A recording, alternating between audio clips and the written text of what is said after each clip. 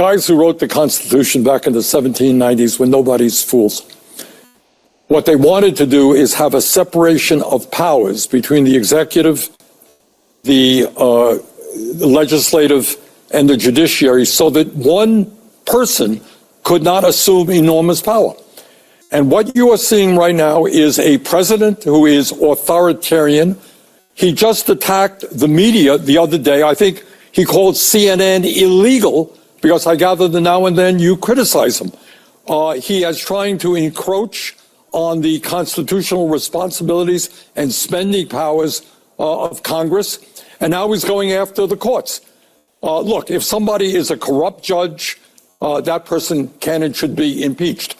But not because you voiced an opinion. That's why these guys have life terms. So they are immune from these types of attack, and they can be objective in their judgment. And just a word here. In the last number of years, and I'm not a great fan of Chief Justice Roberts, you have had decisions from the Supreme Court on Citizens United, which allow billionaires to buy elections, one of the worst decisions in the history of the Supreme Court. You didn't see a whole lot of people saying impeach Roberts and members of the court. You had this horrible decision on Roe versus Wade, taking away women's rights to control their own bodies. Again, we live in a society of rule of law. Supreme Court has its power. Judges have their power. And it should frighten every American, whether you're conservative or progressive, that you have a president who does not respect our Constitution and wants more and more power for himself. Very dangerous. What does it say that the Chief Justice, that's a great point. You have also criticized decisions that the Supreme Court has made with John Roberts as the Chief Justice. But what does it say that he felt the need to come out and issue this rebuke of Trump tonight? Well, I don't know Roberts all that well. I'm not a great fan of his court, but I think he does understand, I suspect, the danger of a president who does not respect the Constitution of the United States and wants more and more power for himself. It would take 67 senators to remove a judge from the federal bench. That would mean that every Republican would have to vote for it, and I believe 14 Democrats. It's not going to happen. Okay, period. We don't have to. But what we have to worry about is this movement toward authoritarianism. Trump admires and loves people. He thinks they're great. They're beautiful people when they agree with him. But if you criticize them, you're acting illegally, you should be impeached, you're terrible, etc. You're a left-wing fanatic, whatever he calls people. A very dangerous trend. Look, I don't have to tell anybody that we are living in difficult times. And it's not only this movement toward authoritarianism, it's this movement toward oligarchy, where you have a number of billionaires running the United States government, where you're seeing right now with Musk and others massive attacks against veterans. And the Veterans Administration, they want to lay off some 80,000 people in the VA who provide health care to our veterans, who make sure they get the benefits that they deserve. You're now seeing a massive attack on Social Security. Presumably they want people with disabilities to now walk in to some Social Security office, although they're cutting back on these Social Security offices all over this country. And at the end of the day, Caitlin, in my view, you got a bunch of these oligarchs who want to destroy virtually every program in America that works for working class people, so they can give massive tax breaks to the 1% and the billionaire class. Yeah. And as you may know, I'll be on the road with Alexandria Ocasio-Cortez the next few days, trying to fight back against this horrific set of activities. Meanwhile, the news this afternoon, a couple hours ago, what did you think? Well, I think rulings like this, and I think we've seen from the FDA and also from activity in Congress, that some of these rulings, I think we've been preparing and anticipating for there being these egregious overreaches by members of the judiciary appointed by a right-wing Republican Party whose goal for a very long time was to just pack these courts with partisan judges, often underqualified or completely unqualified for their role. And so there has been thought, I believe, given to this. Senator Ron Wyden has already issued statements, for example, advising what we should do in a situation like this, which I concur, which is that I believe that the Biden administration should ignore this ruling. I think that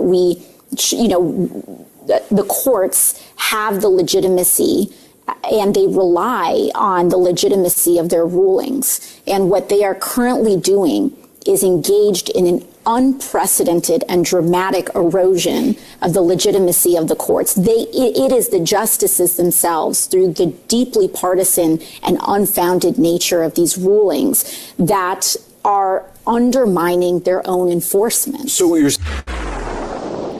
Well, I didn't know this day would ever come when I would agree with AOC. And I'm pretty sure Bernie doesn't want that clip, out there being passed around, especially since he just admitted he's going on a tour with her to talk about what's going on in the court system. It is egregious. It is insane what is happening. And I hope, as you saw in my lower third there, they believe that they have Trump trapped. They really do. At this point, it appears as though Trump has been completely trapped. The Democrats, Bernie, AOC, and the rest of them, have nothing, literally nothing, that they can do to stop Trump. They are completely feckless. Forget about them. So up steps this rogue judiciary that is going to make the most insane rulings possible to force what I think is going to happen. All right, so let me tell you what I think is going to happen. I'm pretty confident at this point that what we're going to see over the next couple weeks is President Trump playing the game.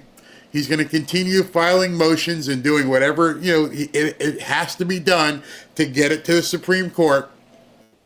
But in the interim, he's going to keep doing what he's doing. And I feel this confidently because they have no way to stop him. They can try with the media, like, idiots like Caitlin Collins. They can try and do everything they want and protest, but they have no ability to enforce anything. None. Zero. So at this point, if a judge says, hey, listen, you got to let transformers in the military, nope, we're not.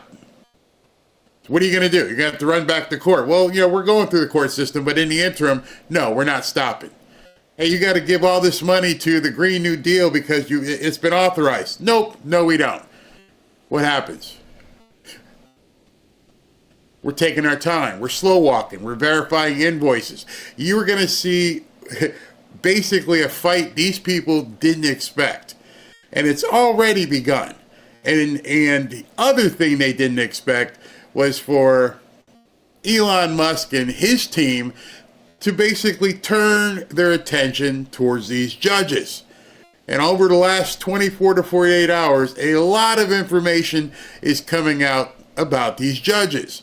I'm going to get to the JFK files later on tonight's show. But we got the press conference coming up at 1 o'clock up in 20 minutes, so we're going to talk about that.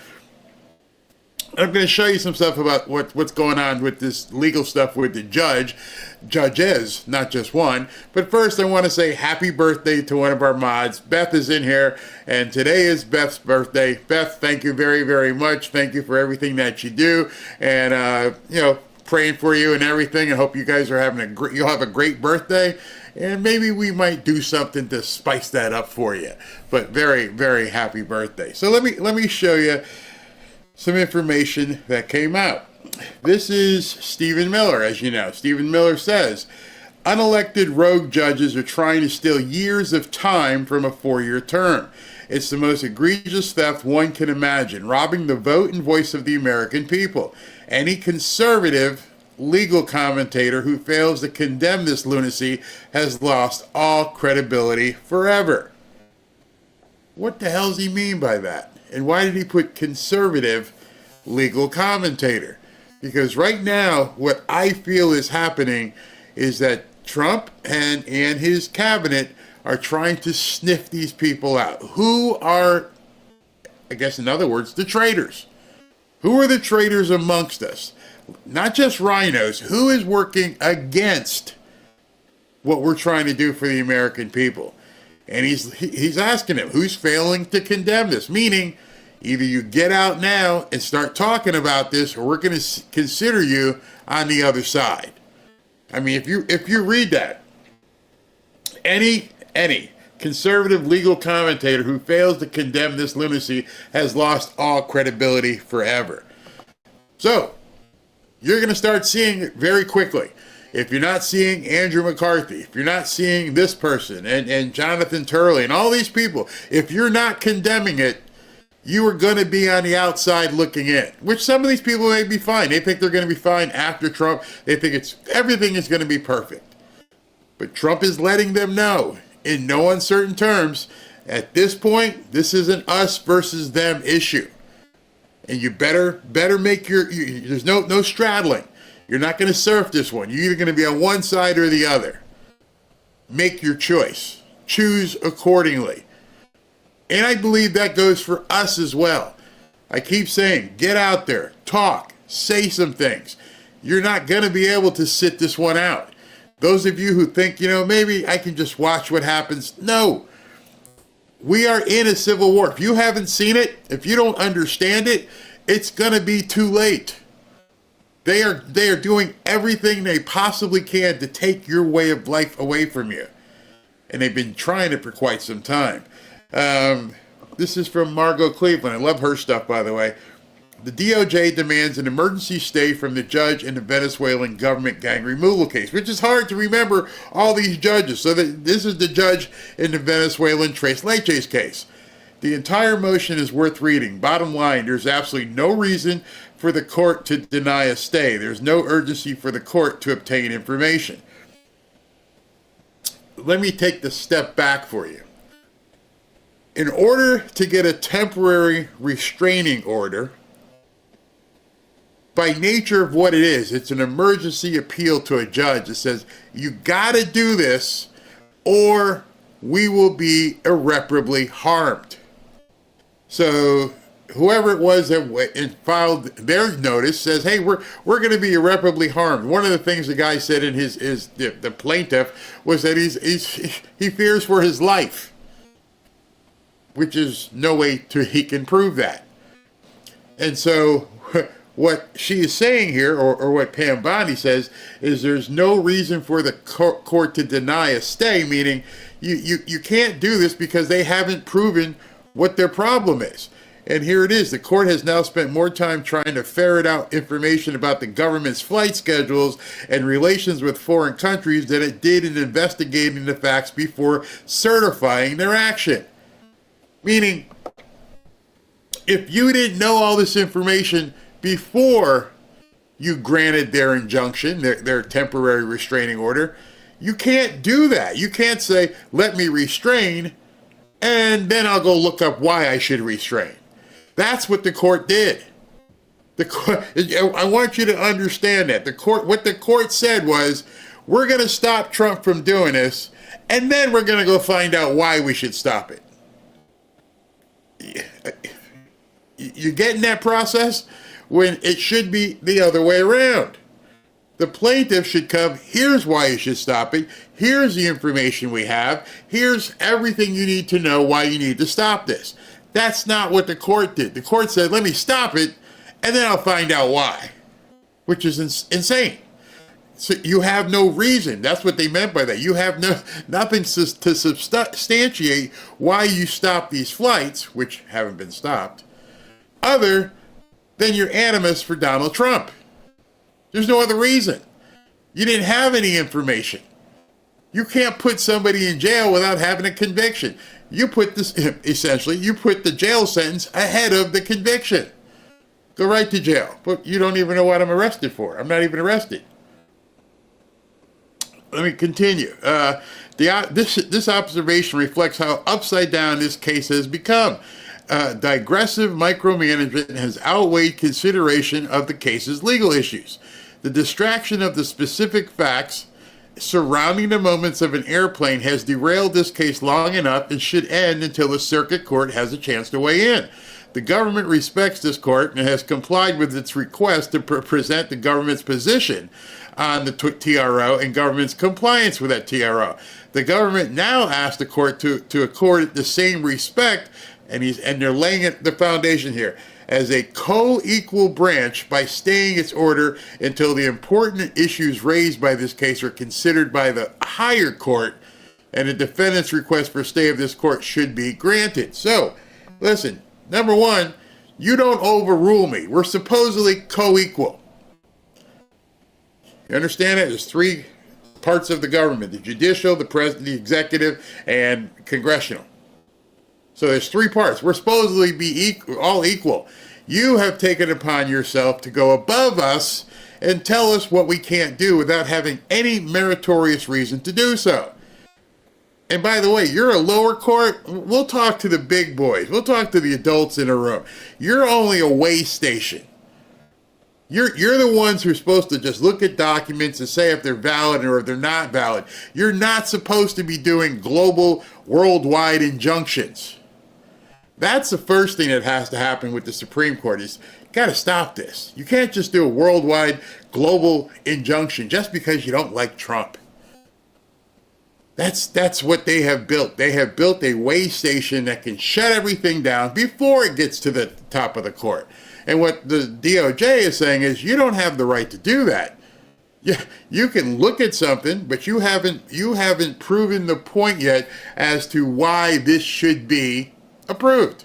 So until you can do that, you have to stay, basically pause what you said until the higher court addresses it.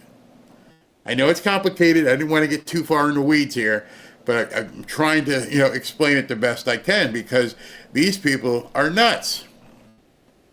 Marco continued by saying this. More TROs, temporary restraining orders, have been issued against Trump administration in 2 months than all 4 years of the Biden administration. And while appeals process is still going on for many of those, appellate courts have already stayed several orders showing her point unconstitutionally is not spin, but reality. So, what you're not hearing on the news, and the news just completely ignores, how many of these things have already gone from the small court to the big court, and then the big court goes, get it out of here. This doesn't make any sense. They're not talking about that. They keep publicizing, oh, Trump's been stopped. But they don't realize at this point how many of them have already been booted. And so knowing that they're being booted, knowing that they don't have any standing, knowing all this stuff, the only reason this is being done, well, actually, I think there's two reasons.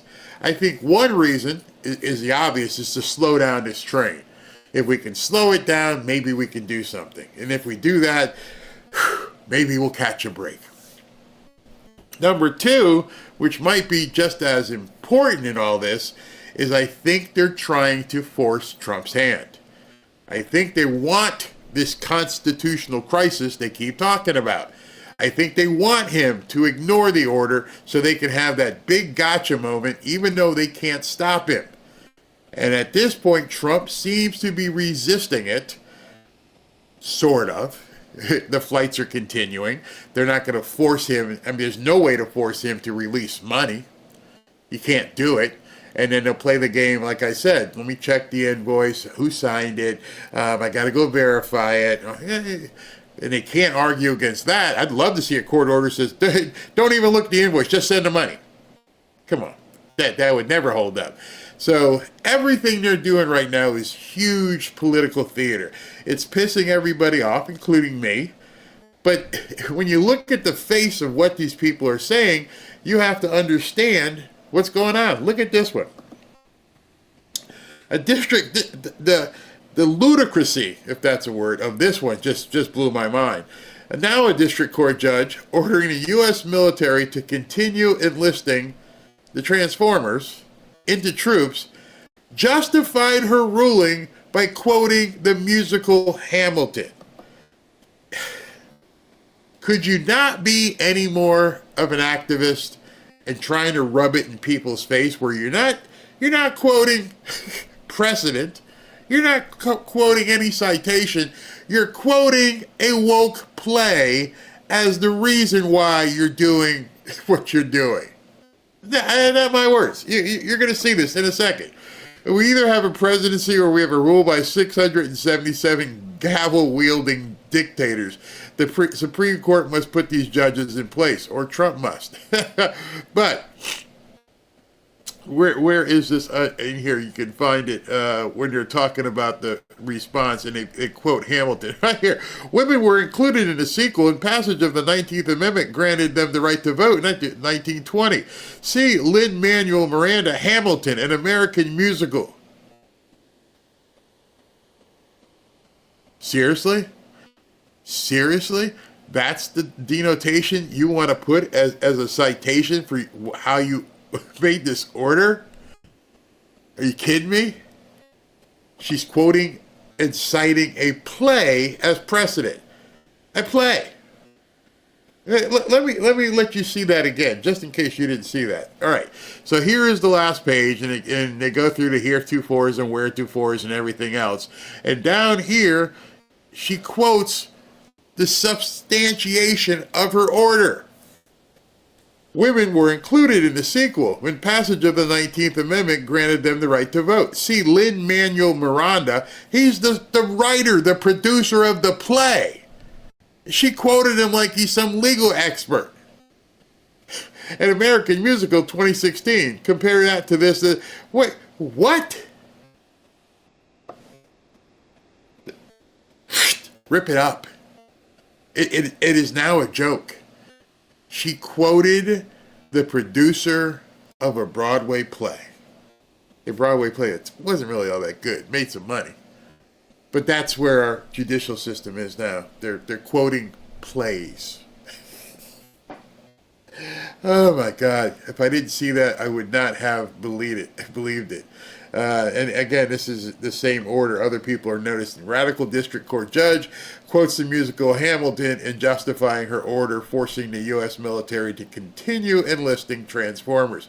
Nobody can believe this. If I didn't show it to you and I said that to you, we were hanging out having lunch or something. Oh, by the way, what she has used as evidence to justify a TRO was Hamilton. Who, Alexander Hamilton? No, the play. If I said that, you'd laugh at me.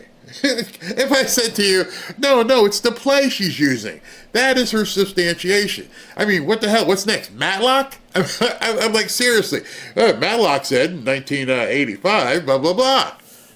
Oh, why stop there? Perry Mason. Doesn't really matter at this point. If she's going to quote entertainment as a reason for backing up an order, it's crazy. It's crazy. That on its face should tell you why we have a problem. Let me just check in here before I get too far. People are assembling. It's crazy. Crazy train. Like I was singing the other day. Crazy is just how it goes. I mean, Ozzy couldn't have written this song any better. They're using a musical, a Broadway musical for substantiating a temporary restraining order against the President of the United States. Stupidest. It's crazy. It's okay. I trust Matlock more than these judges. Oh yeah, beat me up, Scotty. Yeah, and of course the news won't show you that. I didn't even believe it. I'm like, somebody's punking me. Come on, you guys wrote this up and just, hey, better take a look at this, didn't you? I'm like, oh no, she actually wrote that. Hot tea and chopped ginger. Yep, I'm actually feeling better. It's all right here. Robin gave me this thing, man. It was like a hot shot, and this thing was just simply amazing. What is it? It comes in a little bottle like this. It's called a Fresco Boost. I can't even read all the ingredients. She goes, hey, try this. And it's got turmeric and cayenne and black pepper. And I choked that thing down. I was like, oh, hey, whew, yeah. Ooh, well, pepper. Love the pepper. Ooh, wow. CNN and MSNBC didn't even cover the space. Nope.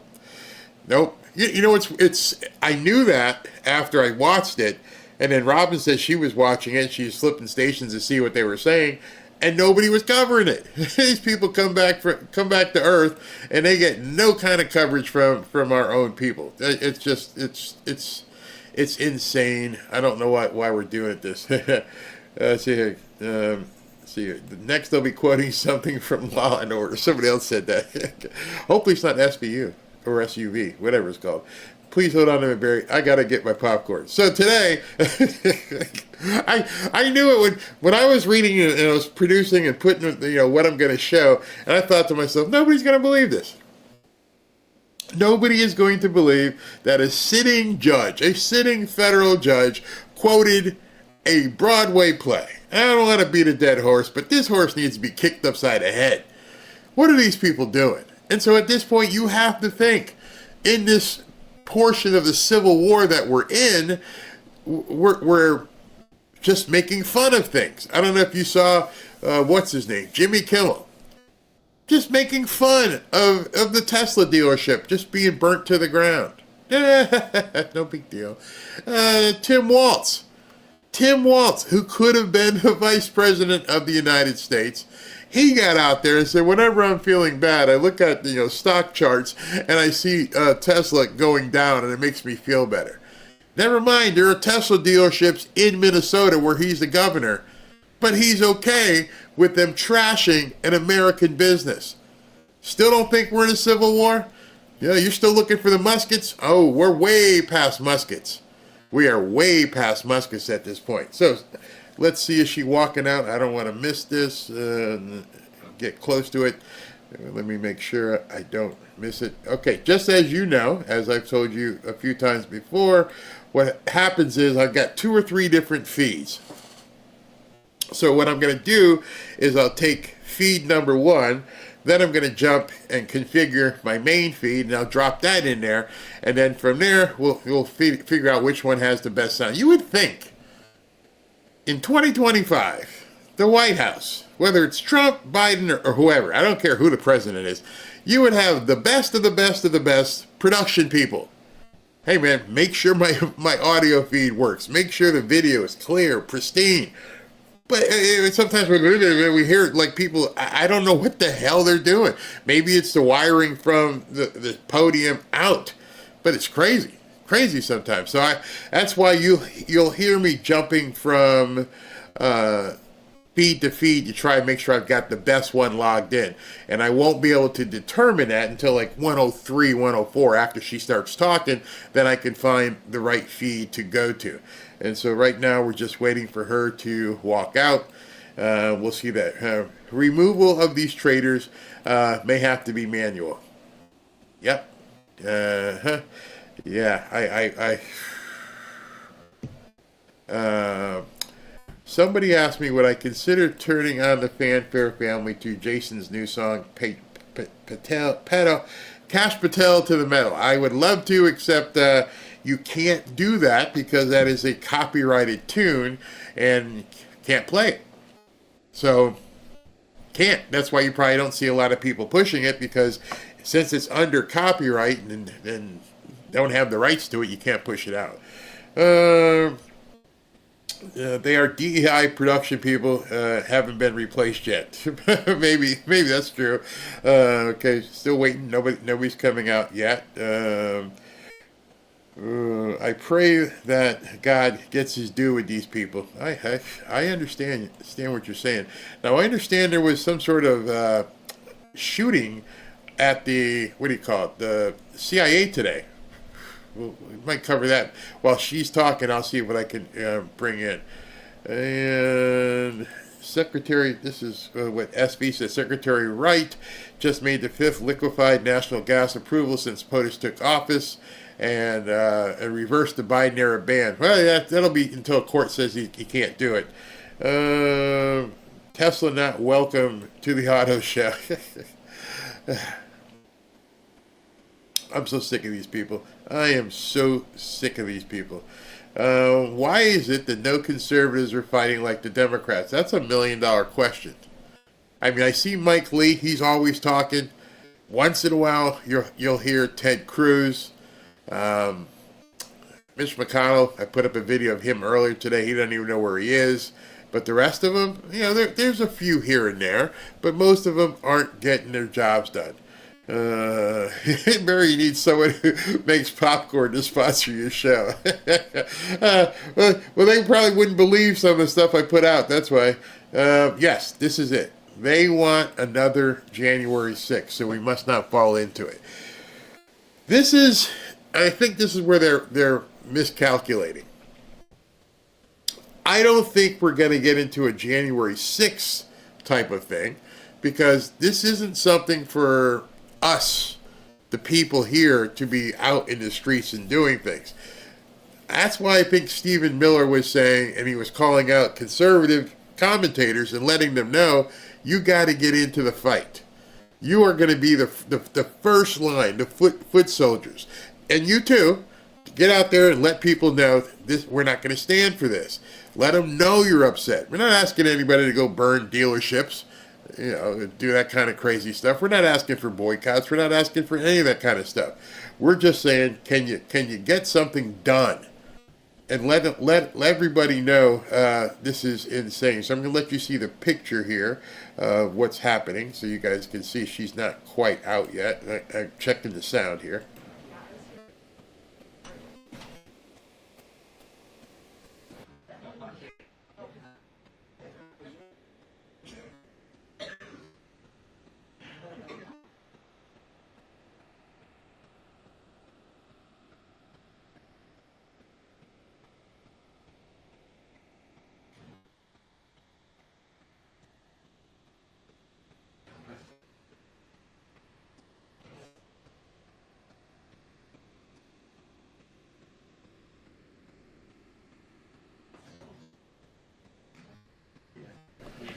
All right, so as you see, nothing's happening. Just wanted you to see that. Nothing's going on. Got a great comment here. G Mark says, this is for an educated response. Who should we be pushing back on? The media? Call them out every chance you get for their lying. Your local area politicians, if you're a Republican, find out who your local area politician is and tell them they need to get vocal. And then, of course, your national politicians, your senators and your Congress people. And then anybody else who is in MAGA out there. I mean, I feel like sometimes right now that there's only a few people that are carrying the mantle for all this stuff. And you know the names. You can see them anywhere. But a lot of people aren't willing to roll up their sleeves and get dirty. And at this point, you got to roll up your sleeves and get dirty. You have to fight back with what you have available to you, the resources that you have to fight back. And I don't mean taking out something and going pew-pew and doing something stupid like that. I'm talking about your voice. I'm talking about your keyboard. You'd be amazed how much that matters. Taking your cell phone and making a video and tagging your congressperson or your local person in your video. Do something. We're tired of seeing what these judges are doing, and you just make a quick video. I know a lot of people are kind of weirded out.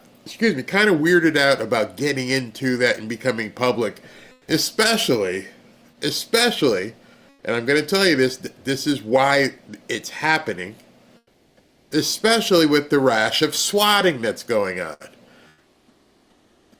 The people who are orchestrating this terrorism are doing it just for that. They're looking to terrorize people.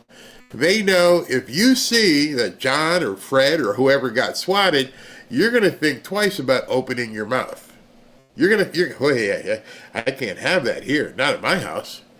I don't want somebody kicking the door out at 3 o'clock in the morning with 12 police officers out there with guns. They count on that. So there's going to have to be a certain amount of bravery. There's going to have to be a certain amount of sacrifice and a certain amount of letting everybody know, I'm not going to take this anymore. Even if it means my door may get knocked on at 3 o'clock in the morning with 12 cops out there with their guns drawn because they think I'm, doing something to rob it or your spouse. And it's happening so frequently now. I talk to my law enforcement buddies all the time, and what should we do? He told me, go see your local police person. spokesperson there and say, hey, listen, I'm vocal, I'm out there, and there may be, some guys or ladies or whoever that may want to threaten me, and in doing so, because they can't get to me, they may try to do it through you. They may try to call you and say, I've got my wife tied up in the bathroom or something, like they would know. That's a whole nother story. I was asking my buddy, I'm like, well, yeah, don't they have any way of checking to make sure something's actually happening? But any event, you saw the guy from InfoWars, he got swatted last night.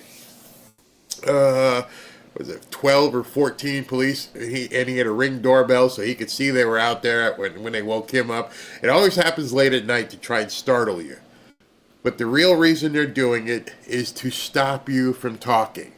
Elon Musk now owns Twitter, or X, and they can't delete you, so they're doing the next best thing, trying to shut people up. And if it's working, then it's working. We got to do something about it. Let's see here. They're all on the pipe. X is great for putting out your words, not violence. Exactly. How about some arrests? Well, again, the arrests are happening, but I don't think with all of the crime we have seen over the last, 6 years, I don't think there's ever going to be a level of arrest that are going to satisfy people. What I do think will satisfy people is some names. Like, one or two big names will satisfy like 20, 30 arrests.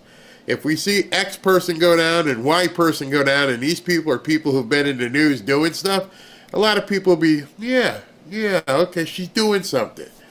But other than that, don't wait for the arrest.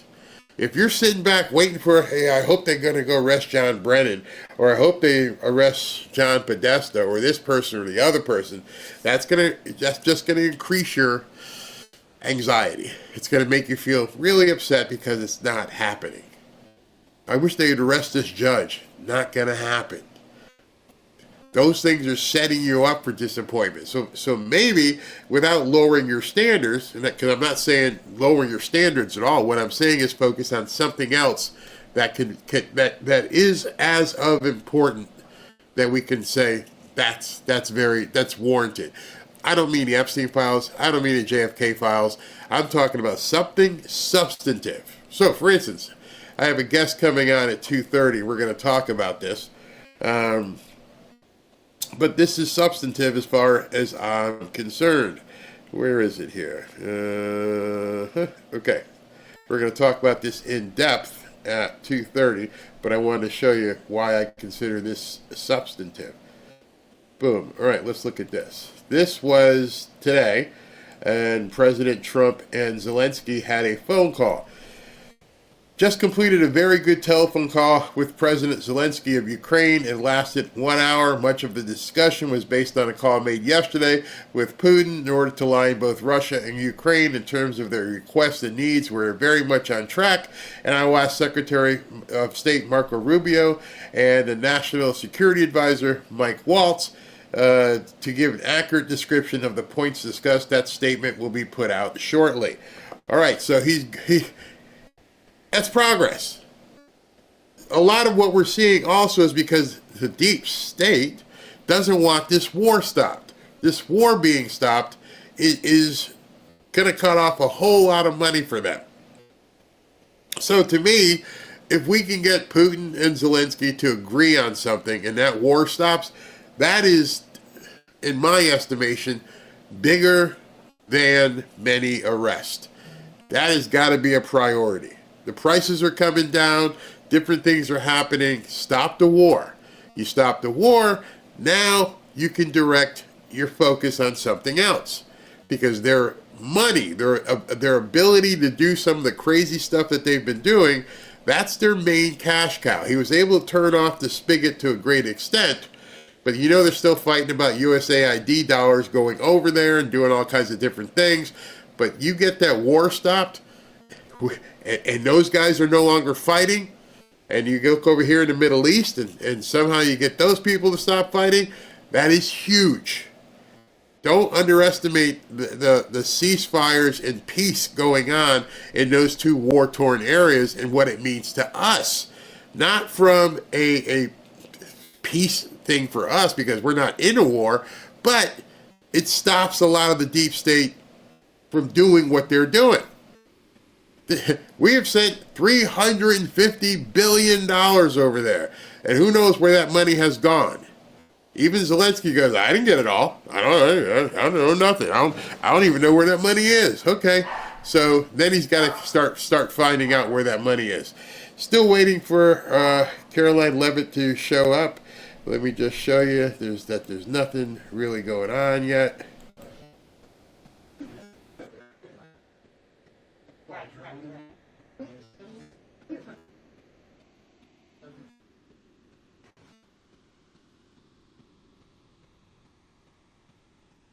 All right, so we're going to take you right there live as soon as the White House press briefing starts. This all brought to you by Colonial Metals Group. So just go to freegoldguide.com/RSBN. You get that free info kit on gold and silver. Nothing is going on as of right now. So let me look at a few more comments. I don't know what's taking her so long. It's 1:15 right now. We'll see what happens. Priorities. Exactly. Let's see here. What law school teaches Hamilton? Oh God, that's too funny. Columbia, Trump froze their money. I believe it was also Pennsylvania. He froze their money as well. I was going to cover that tonight. Did you say shooting at CIA? There was some sort of shooting at the CIA. Let me see if I can find that. Ashley had sent it. Sorry about the dog. We're getting a delivery here real quick, and he's not happy about it. I'm waiting to try and refresh and get my stuff from. Okay, Ashley sent me something here. All right, so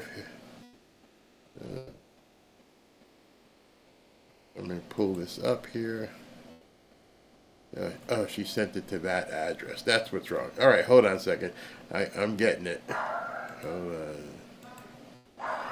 She may, when I say she, Caroline Leavitt may be coming up at any second now, and so I may not be able to show this to you. Ashley, send it to the other X address because it's hard for me to go back and forth. All right, so where are we? Let me just make sure she hasn't walked out yet. She has not walked out yet. You know, sometimes I'm talking to myself because I'm clicking through all these windows and everything. But this was about the shooting.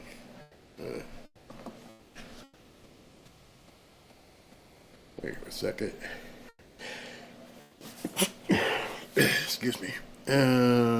Let me dig in here and turn this thing off so you guys can see while we're waiting for her to walk out. Doing two things. All right, so nope, can't do that. Got to put this back over here. All right, update. Active shooter reported at CIA headquarters in Langley. That kind of stupid place to go shoot somebody up. I mean, that's would be one of the last places I'd go to if I was doing that.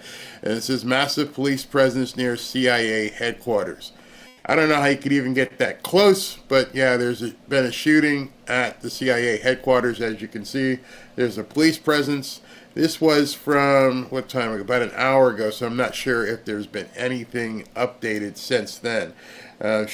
Which may be why Caroline Leavitt is slow to come out. So we're waiting to see what's going on there too as well. It was about an hour phone call there. And then also President Trump just posting about the Houthi rebels. And then we've got SV sent. This one is from how long ago? This one is from 11:45, so that's almost an hour and a half. CIA headquarters on lockdown as man with shotgun opens fire. SWAT team was called to CIA headquarters in Fairfax, Virginia, after a man allegedly began shooting a shotgun into the air. That sounds like suicide by cop. The facility's on lockdown. Crime scene negotiators were reportedly on the scene in McLean as of about 10:35 alongside Fairfax County. The incident is unfolding at Georgetown Pike and Dolly Madison Boulevard. The threat has prompted a huge emergency presence. The armed suspect was reportedly observed sitting on a bench near the facility's gate. Okay, when you hear that kind of stuff, you know it's a cuckoo. Okay, guy shows up at the CIA, and here we go. All right, hold on, let's get in here. How are we? It's a newsy day indeed. And last night we saw the very best of America. After spending nearly 300 days aboard the International Space Station, Butch Wilmore and Sonny Williams are back on Earth. These two incredible astronauts were only supposed to be up there for 8 days, but because of the Biden administration's lack of urgency, they ended up spending 9 months in space. Joe Biden's lack of courage to act boldly and decisively was a big reason why Butch and Sonny did not make it back until yesterday. But President Trump doesn't waste time. Immediately after taking office, President Trump directed Elon Musk and SpaceX to rescue these brave astronauts alongside NASA. The president also called the acting administrator of NASA and told her to bring the astronauts home as soon as possible. As acting administrator Janet Petro said herself yesterday, per President Trump's direction, NASA and SpaceX worked diligently to pull the schedule a month earlier. The president looks forward to welcoming Butch and Sonny to the Oval Office when they are recovered. This historic mission brings new meaning to President Trump's promise to always look out for the forgotten man and woman. A lasting peace, and also stressed the need for improved bilateral relations between the United States and Russia. President Trump also spoke with President Zelensky this morning to align both Russia and Ukraine in terms of their needs and requests. As President Trump has said repeatedly, the precious lives and money that both Ukraine and Russia have been spending in this war would be better spent on the needs of their people. This terrible conflict would have never started with President Trump in charge, but he's determined to end it once and for all. President Trump also promised maximum transparency and a commitment to rebuild the trust of the American people and our intelligence community. Part of that promise was to fully release previously classified records related to the assassination of former President John F. Kennedy, and he made that happen yesterday. This historic release consisted of approximately 80,000 pages of previously classified records that are now published. The records are available to access either online at archives.gov/JFK or in person, accessible to the American people at the National Archives in College Park, Maryland. Records that are currently only available for in-person viewing are being digitized and will be uploaded in the coming days. On another note, positive economic data continues to pour in, showing the immediate impact of President Trump's pro-growth agenda. After suffering a steep decline in the final year of the Biden administration, the manufacturing sector came roaring back in February. Industrial production surged in February, these are new numbers, 3 times at a greater 3 times rate than the expectations to its highest ever recorded level. And President Trump's laser focus on massive deregulation and unleashing our domestic energy industry is leading to stabilities for Americans' bottom lines. As Newsweek summed it up today, gas prices are plummeting under President Trump. And the Trump administration continues to make American communities safer through our ongoing mass deportation campaign of illegal alien criminals. Yesterday, FBI Director Kash Patel announced the agency captured another few from its 10 most wanted. Are you guys okay with the sound? Let me know it sounds okay. Somebody said there was echoing. But I don't hear any echoing, and somebody else says, no, there's no echoing. So just let me know if the sound is good or is that a troll I can just go ahead and ignore. You will see the screen. ICE San Francisco just arrested a citizen of Guatemala convicted of sexual battery. ICE New Orleans arrested a citizen of Ecuador convicted of rape in Suffolk County, New York. ICE Atlanta arrested a citizen of Mexico convicted of assault by strangulation. ICE Dallas arrested a citizen of Mexico convicted of assault with a firearm and rape with a foreign object. And ICE Houston arrested a citizen of Guatemala convicted of indecent sexual contact with a child in Texas. These are heinous criminal alien monsters who the previous administration allowed to flood into our country. And every time President Trump and this team deport one of them, our country becomes safer. Finally, before I open it up to questions, I want to tout how successful our efforts have been in filling out President Trump's administration. There have been a record number of 281 Senate confirmed nominations already, with another 280 in process. Here at the White House, OPM and GSA, we have filled 100% of the total number of slots. And this is a record number of placements in the first 58 days of any administration, and a testament to the caliber and the sheer quantity of talented people who want to work for President Trump to make America great again. Here in our new media seat today, we have Katie Pavlich. Katie is the editor of townhall.com, which is a subsidiary of Town Hall Media. It's a leading conservative news and opinion outlet based right here in Washington, D.C., with writers and journalists reporting around the country. Last year, Town Hall Media had 60 million unique users and 1.4 billion page views, with a broad reach on a number of social media platforms. With that, Katie, please kick us off. Thank you, Caroline. Really appreciate it. Sure. Thank you. So given the back and forth with this U.S. District Judge and the administration's use of the Alien Enemies Act, does the president plan to send new and additional flights of Venezuelan gang members, now designated as foreign terrorists, from the U.S. to El Salvador or elsewhere? Can Americans expect to see those flights sometime soon? Americans can absolutely expect to see the continuation of the mass deportation campaign that has been successfully led by this president, Secretary of Homeland Security Kristi Noem, and also our Secretary of State, Marco Rubio. Since you brought up the judges, I would like to point out that the judges in this country are acting erroneously. We have judges who are acting as partisan activists from the bench. They are trying to dictate policy from the President of the United States. They are trying to clearly slow walk this administration's agenda, and it's unacceptable. As the President said last night, we will continue to comply with these court orders. We will continue to fight these battles in courts, but it's incredibly apparent that there is a concerted effort by the far left to judge shop, to pick judges who are clearly acting as partisan activists from the bench in an attempt to derail this president's agenda. We will not allow that to happen. And not only are they usurping the will of the president and the chief executive of our country, but they are undermining the will of the American public, tens of millions of Americans who duly elected this president to implement the policies that are coming out of this White House. And then one more question. Senate Minority Leader Chuck Schumer said yesterday that he was united with Democrats in working against Americans who, quote, their attitude is, I made my money all by myself, how dare your government take my money from me? Or, I built my company with my bare hands, how dare your government tell me how to treat my customers? What is the president's response to this, given his upcoming tax agenda and need to work on Capitol Hill?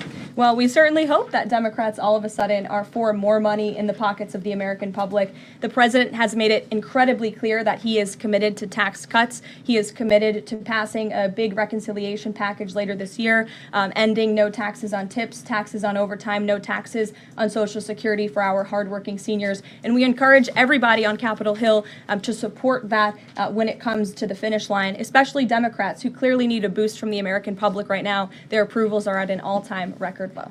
Thanks for being with us, Katie. Garrett. I have one other question, but I want to follow up on Katie's question, actually. You said the mass deportation campaign would continue, but she asked about the flights specifically. Will those flights to El Salvador continue while this case is being appealed? We don't have any flights planned specifically, but we will continue with the mass deportations. And I would just like to point out that the judge in this case is essentially trying to say that the president doesn't have the executive authority to deport foreign terrorists from our American soil. That is an egregious abuse of the bench. This judge does not have that authority. It is the opinion of this White House and of this administration, and that's why we're fighting this in court. And it's very, very clear that this is an activist judge who is trying to usurp the president's authority. Under the Alien Enemies Act, the president has this power, and that's why this deportation campaign has continued. And this judge, Judge Boasberg, is a Democrat activist. He was appointed by Barack Obama. His wife has donated more than $10,000 to Democrats. Democrats, and he has consistently shown his disdain for this president and his policies, and it's unacceptable. You took me right where I wanted to go about the idea that these people are all foreign terrorists, but Judge Boasberg was originally appointed by George W. Bush and then elevated by Barack Obama. I just feel like I should clear that up. Well, let me just say something to that effect. Who the hell are you? 67% of all of the injunctions in this century have come against which president? Donald J. Trump. Let me say that again. 60% of the injunctions by partisan activists in the judicial branch have come against President Donald Trump, and 92% of those have been from Democrat-appointed judges. This is a clear, concerted effort by leftists who don't like this president and are trying to impose or slow down his agenda. So, given that, do you think it's a good use of Congress's time and the president's political capital to try to impeach and remove a federal judge, which would take 67 votes you're unlikely to get in the Senate? Well, look, the president has made it clear that he believes this judge in this case should be impeached, and he has also made it clear that he has great respect for the Chief Justice John Roberts, and it's incumbent upon the Supreme Court to rein in these activist judges. These partisan activists are undermining the judicial branch by doing so. We have co-equal branches of government for a reason, and the president feels very strongly about that. Jackie. Thanks, Karen. What options does the president have to, he said he's going to follow court orders. He wouldn't defy a court order, but he's raised these concerns about these judges acting in such a partisan way. What option does he have to ensure that his agenda continues to move forward while this is ongoing and the judges appear to be trying to just block and delay and impede? Well, you're right. They are trying to block, delay, and impede. This is lawfare. The president is no stranger to it. He faced it in his campaign, and this is a continuation of the lawfare that President Trump faced as a candidate, and he's now unfortunately facing as a president. Clearly, these partisan activists in the judicial branch didn't get the memo on November 5th when the American people overwhelmingly re-elected this president to continue with mass deportations. So White House counsel and the Department of Justice are working on this. They're appealing these cases, and we will continue to use the full weight of the White House counsel's office and the president's team of lawyers to fight this in court, because we know we will win, even if we have to go all the way to the Supreme Court. One more on TDA. Andy McCarthy said in an interview with Hugh Hewitt, he certainly agrees with what the president is trying to do with the Alien Enemies Act, but he's not sure that the law is completely on his side. He cites some previous Supreme Court rulings dealing with enemy combatants in wartime, says that even they have a challenge or a right to challenge their detention in court.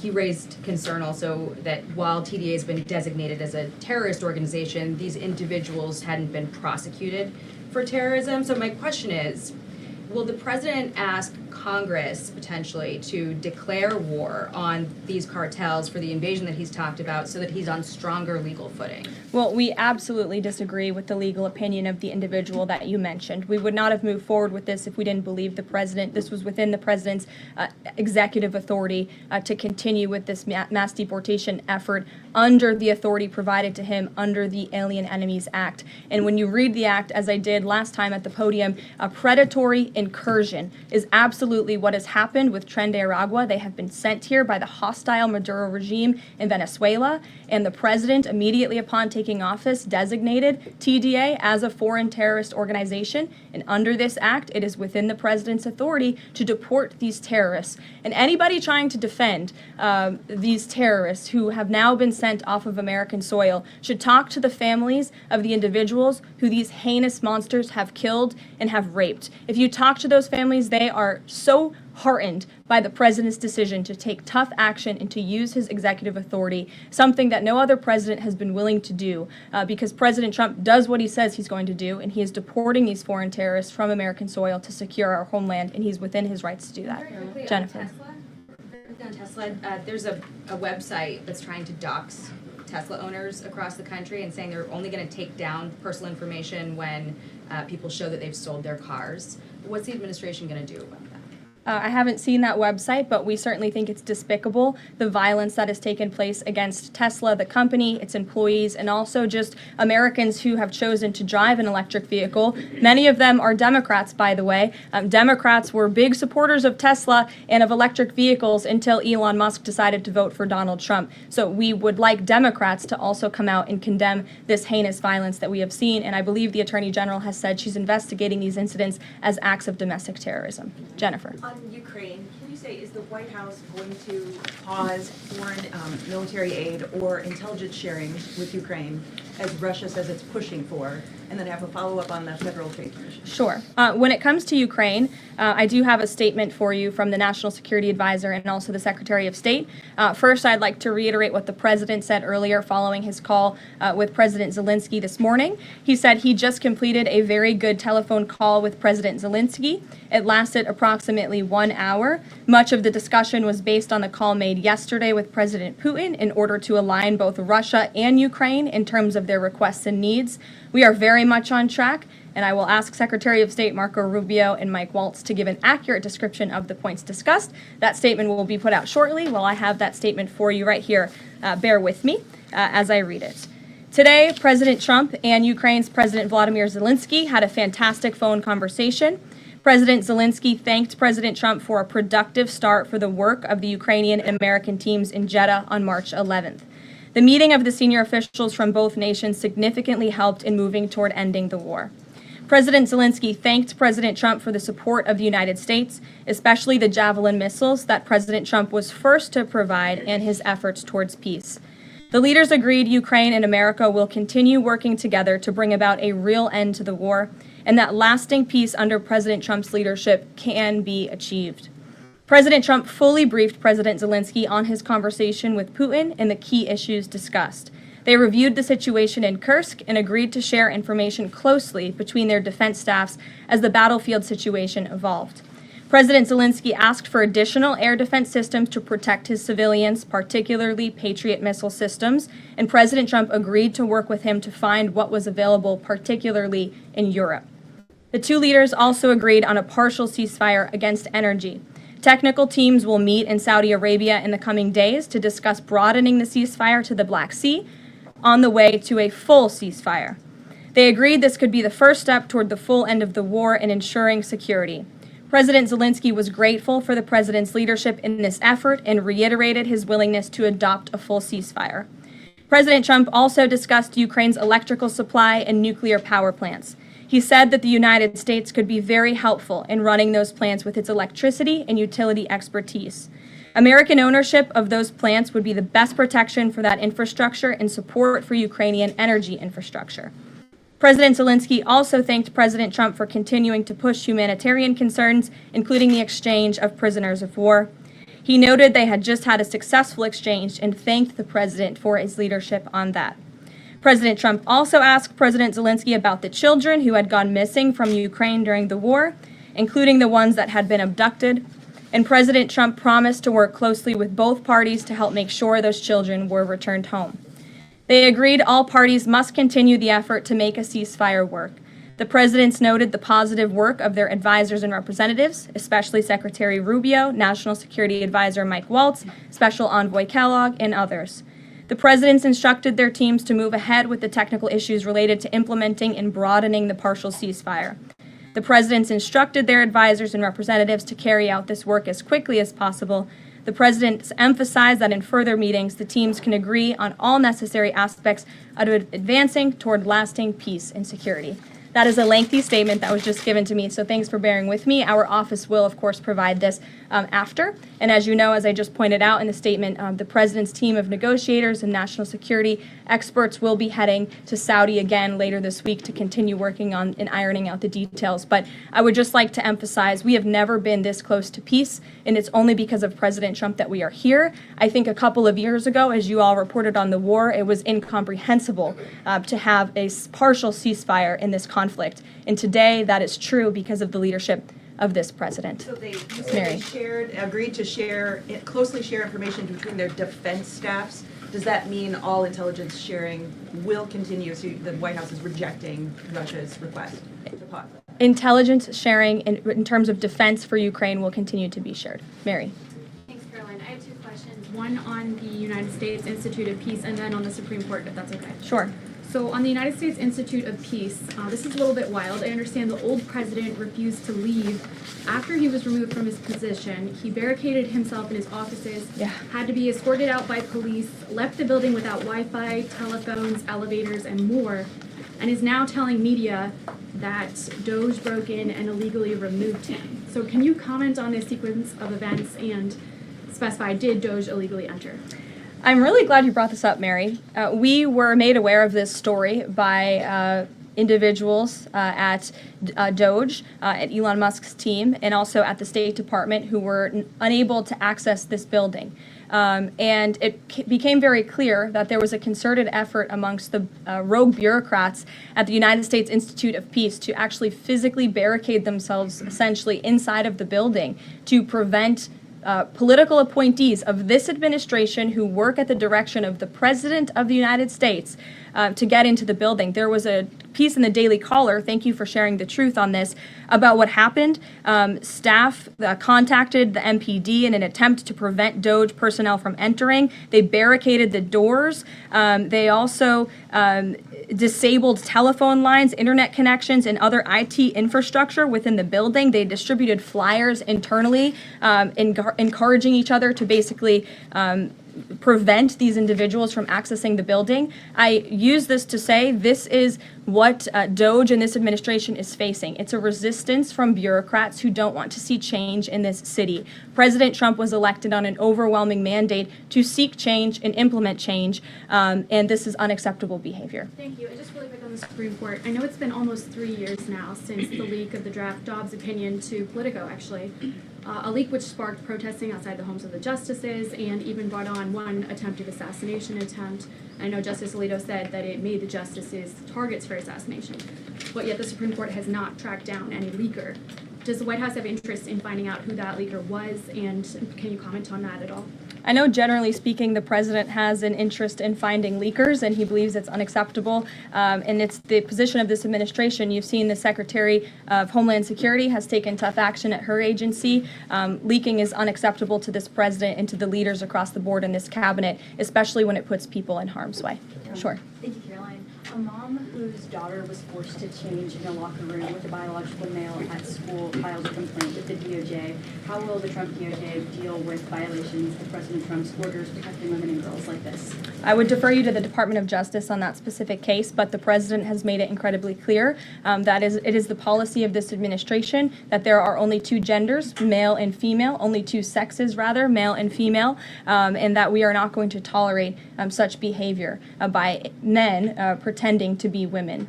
The president will continue to strongly stand for the rights of women and girls, not just in sports and on athletic fields, but also in private spaces like locker rooms and bathrooms. Sure. Go ahead. Thank you. On the FTC, two quick questions. Can you explain the president's thinking in his decision to fire the two Democratic commissioners, especially given that Mark Meadow is on track to be confirmed next week and there would be a Republican majority? My biggest question is why now? Sure. Because the time was right to let these people go, and the president absolutely has the authority to do it. And they were given ample notice in a letter that I believe your outlet reported on. So it pretty much explains exactly why this administration chose to let those individuals go. Is the ultimate goal to get this to the Supreme Court to try to overturn the 1935 precedent? The goal was to let these individuals go. If we have to fight it all the way to the Supreme Court, we certainly will. Rachel. Back to those deportation flights to El Salvador, can the administration provide any more details on how authorities determined that each of those men were in fact members of a gang? And if the White House can publish images, photos, videos of those men, why can't the administration just release basic information like their identities and names? We are not going to reveal operational details about a counterterrorism operation, but what I can assure you, as I said on Monday, we have the highest degree of confidence in our ICE agents and our Customs and Border Patrol agents who have committed their lives to targeting illegal criminals in our country, particularly foreign terrorists, and they had great evidence and indication. They have the highest degree of professionalism, and they were 100% confident in the individuals that were sent home on these flights and in the president's executive authority to do that. To follow up, I know in the last briefing you cited privacy concerns as a reason why the administration may not be able to reveal the identities. What exactly are the privacy rights of immigrants who were deported that the administration says were dangerous enough to be sent to El Salvador and sit in a prison? Again, as I just said, we're not going to reveal the operational details of a counterterrorism operation for quite obvious reasons. We're trying to combat terrorism here in the United States of America. Jeff. could ask something else about the phone call yesterday. There was a couple different readouts from the Kremlin and the U.S. on a couple different points. One was energy and infrastructure. The U.S. statement said energy and infrastructure. The Kremlin said energy infrastructure. What is your understanding of what the actual substance of that disagreement was? Then I have one other question on that. I would defer you to the readout that was provided by the White House. That's our understanding, and that's the truth. And if I could ask a question about the judge as well. How does a president define a bad judge? Is it just someone who disagrees with him? And is that a dangerous precedent in this case, because this is a temporary ruling from Judge Boasberg that he could ultimately rule in your favor? Is he setting up a standard here for calling for the impeachment of a judge who may ultimately rule on your side? No, it has nothing to do with disagreeing with the president on policy. It's with disagreeing with the Constitution and the law. And it's trying to usurp the authority of the executive branch of this country. It's having baseless reasoning for these injunctions. And it's a clear effort by these judges to slow roll this president's agenda. And if you just look at the injunctions that this president has faced, deporting foreign terrorists from our homeland, hiring and firing of executive branch employees, which when the president is the executive of the executive branch. You also see an injunction by a partisan activist judge when it comes to the Secretary of Defense trying to determine the readiness of our troops and the qualifications of our troops in our armed forces. Does a single district court judge really have more authority over the Commander-in-Chief and the Secretary of Defense to determine who should serve in our United States Armed Forces? Absolutely not. Anyone who has taken a basic civics lesson can understand that, and it's ridiculous lawfare that we are witnessing. The president said he supports. I'm sorry. The president said he respects the Chief Justice here. Does he respect him specifically on this case and this opinion, or respects him overall? And has he spoken to any other Supreme Court justice? The president respects Chief Justice Roberts overall. He just expressed that to me in the Oval Office. But it's also quite clear that the Supreme Court needs to rein in these judges who are acting as partisan activists, and they are undermining the judicial branch. And it's a dereliction of duty on their behalf. Deanna, go ahead. Thank you so much, Caroline. On the call with Zelensky, did they discuss the minerals deal at all? Is that back on the table, and what do the Ukrainians have to do to get that back on the table? And then one on the Russia call as well. Again, I just provided a very lengthy readout of the call that was provided by the Secretary of State and the National Security Advisor. And now we have moved beyond the economic minerals deal. We are at a place of peace. We're at a partial ceasefire, and we're moving towards a full ceasefire and a long-standing peace in this conflict. And that's great news for the American public. The Kremlin readout mentioned that Trump and Putin spoke about potential U.S.-Russia hockey games. And the Kremlin readout also said that Russia wanted the U.S. to stop U.S. intelligence and U.S. funding to Ukraine. The president has said that that conversation did not happen. Just wondering if you can get us any more clarity on that. And also, again, if it's energy infrastructure or if it's energy and infrastructure, because I think there is a big difference between that. Again, as for the readouts of the call, I would defer you to ours. And when it comes to the topic of hockey, it did come up. However, we're more interested in securing a peace deal than scheduling hockey games right now. Sean. Hey, about the deportation flight. So was it the president himself who directed the planes to stay in the air after the judge ordered them to turn back? The president invoked the Aliens Enemies Act with a proclamation, which then directed the Department of Homeland Security and the Department of State to move forward with the plan of action. And as I said yesterday, all of the planes that were subject to the judge's written order took off before the order was submitted in court. I was asked and answered that question multiple times yesterday. Kate, go ahead.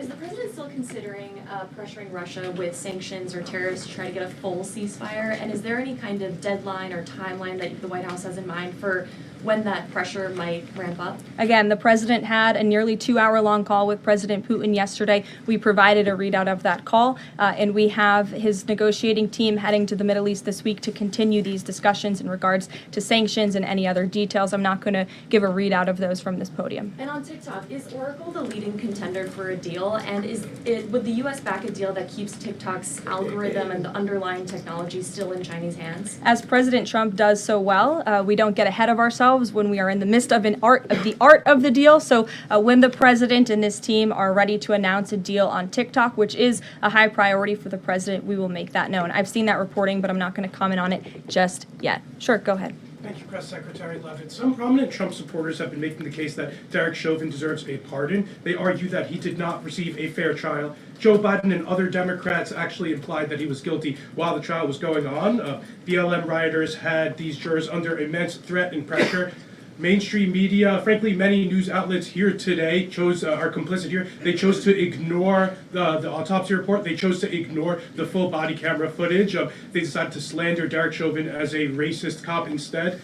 Does the administration believe Derek Chauvin received a fair trial, and will they consider a pardon moving forward? The president has been asked and answered this question. He said it's not something he's considering at this time. Philip. Thank you. Two questions. First, just a follow-up on the readouts from those calls. When it comes to the discrepancies between the U.S. and Russian readout of that call between President Trump and Putin, is it the president's assessment that something is getting lost in translation, or does he believe that the Russians are trying to play games here? Nope. The president believes in his team that put the readout out, and he also put his own out on Truth Social. We've been incredibly transparent about all of the president's calls with foreign leaders, and again, I would defer you to the readout. And then following up Michael. on... Thank you, Caroline. White House said yesterday that gas prices across the U.S. have fallen for the fourth straight week. 34 states now seeing gas under $3 a gallon. This limited ceasefire with Ukraine regarding oil refineries, energy, will that affect gas prices here in the U.S.?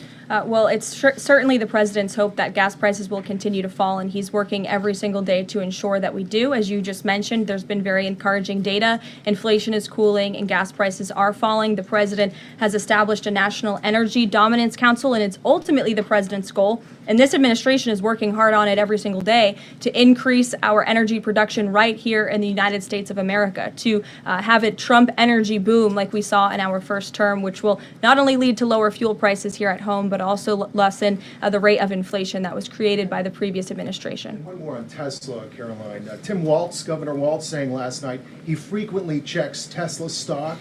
In doing so, to quote, give me a little boost during the day. How should Americans view politicians who take pride in the downfall of an American car company? I think that's quite sad, but I think Governor Walz unfortunately is living a sad existence after his devastating defeat on November 5th. Reagan, go ahead. Thank you, Caroline. Across the country, Tesla cars are being lit on fire, dealerships are being shot up, Molotov cocktails are being used. There was a website posted yesterday that shared the addresses of private Tesla owners and reportedly had Kash Patel's information on it. AG Bondi has called this acts of domestic terrorism. Does the White House have any indication that this is some sort of coordinated movement or that it's being funded by some outside group? And do you know if the investigation by the DOJ is being investigated as incidents of organized terror? I believe the Attorney General has made her comments clear on that. She is investigating these events as acts of domestic terrorism, and we fully condemn them. And as I said earlier to Jackie's question, we think it's despicable what is happening to not just this American company, but also their innocent employees. And again, innocent Americans who drive these vehicles. And we condemn it wholeheartedly. Sure. More than 24,000 workers in 18 agencies are in the process of being reinstated.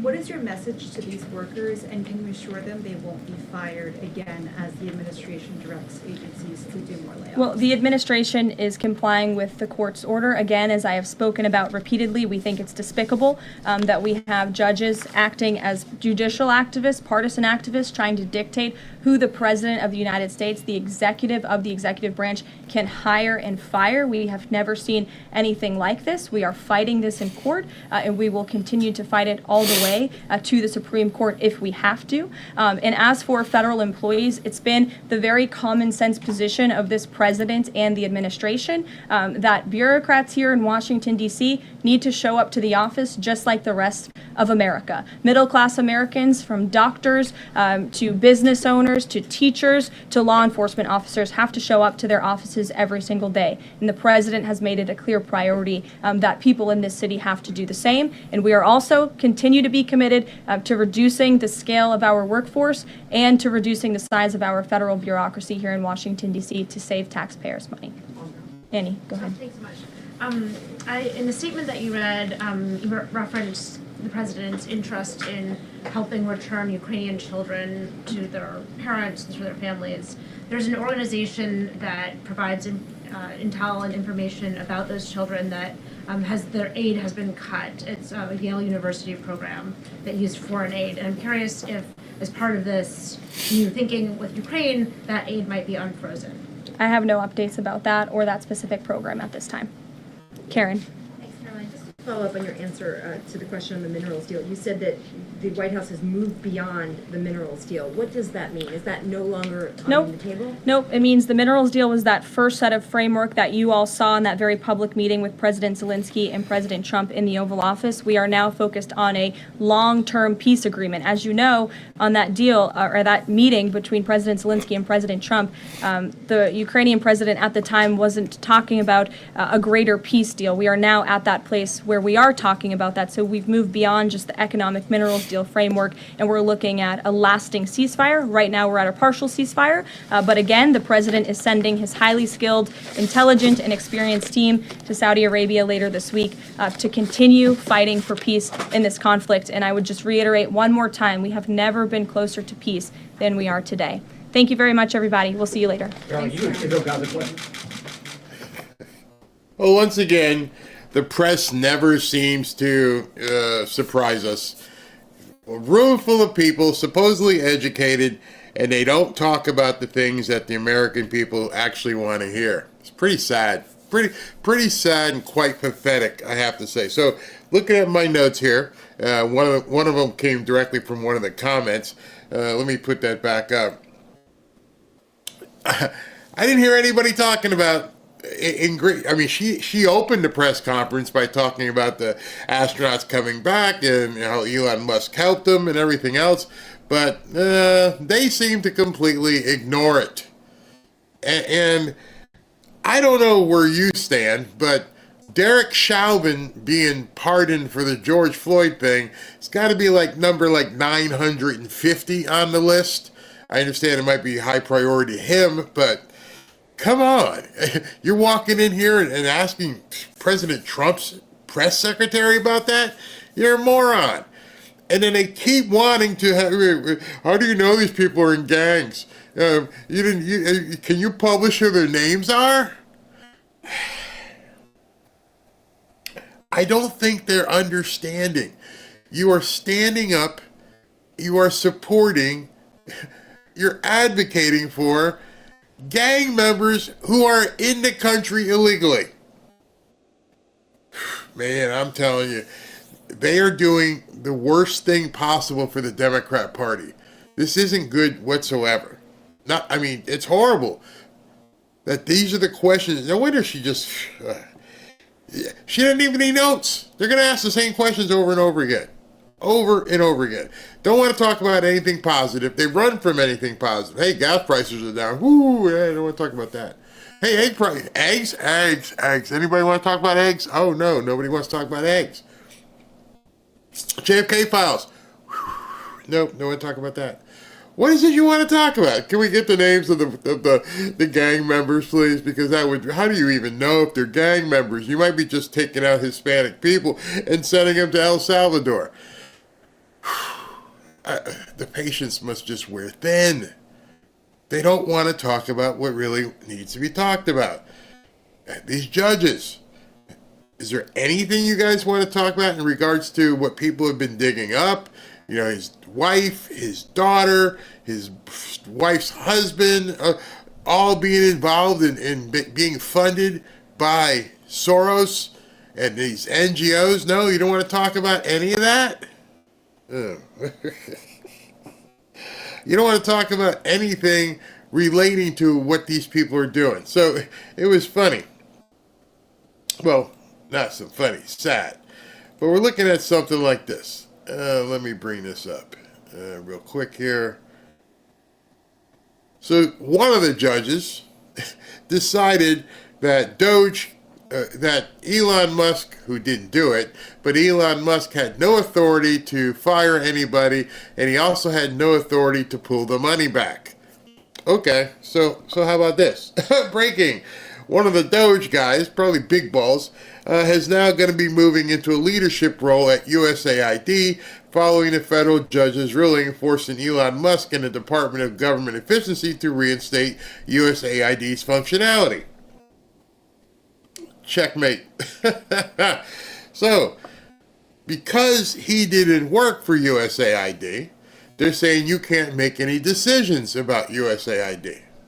Oh, okay. Introduce you to CEO Big Balls here, who's now going to be running USAID. And as the new CEO, he's going to slash and cut. You could just see them short-circuiting. Because the judge's ruling told them why you did it. Well, okay, now we got somebody in there. Happy? Does it make sense now? Now we just appointed someone to be head of USAID. Does it make you happy? Sort of like saying, hey, you can't revoke all these credit cards from everybody. Oh, how about if I set the limit at $1 for every credit card? Oh. They're playing a fool's game at this point, and it just keeps getting worse. It's too funny. Look, you're gonna love this one. This popped up. Wow, you guys have heard the organization Radio Free Europe. Well, it's not that free. It's not really Europe. It's us.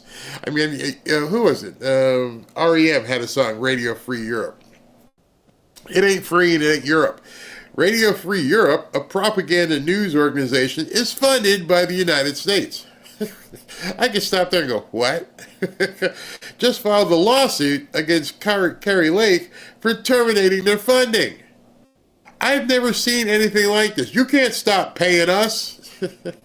Defendant Kari Lake purported to terminate RFE, Radio Free Europe, grant agreement on the basis of a March 14th executive order directing USAGM to eliminate all non-statutorily required activities and functions and declaring that funding for Radio Free Europe no longer effectuates our priorities.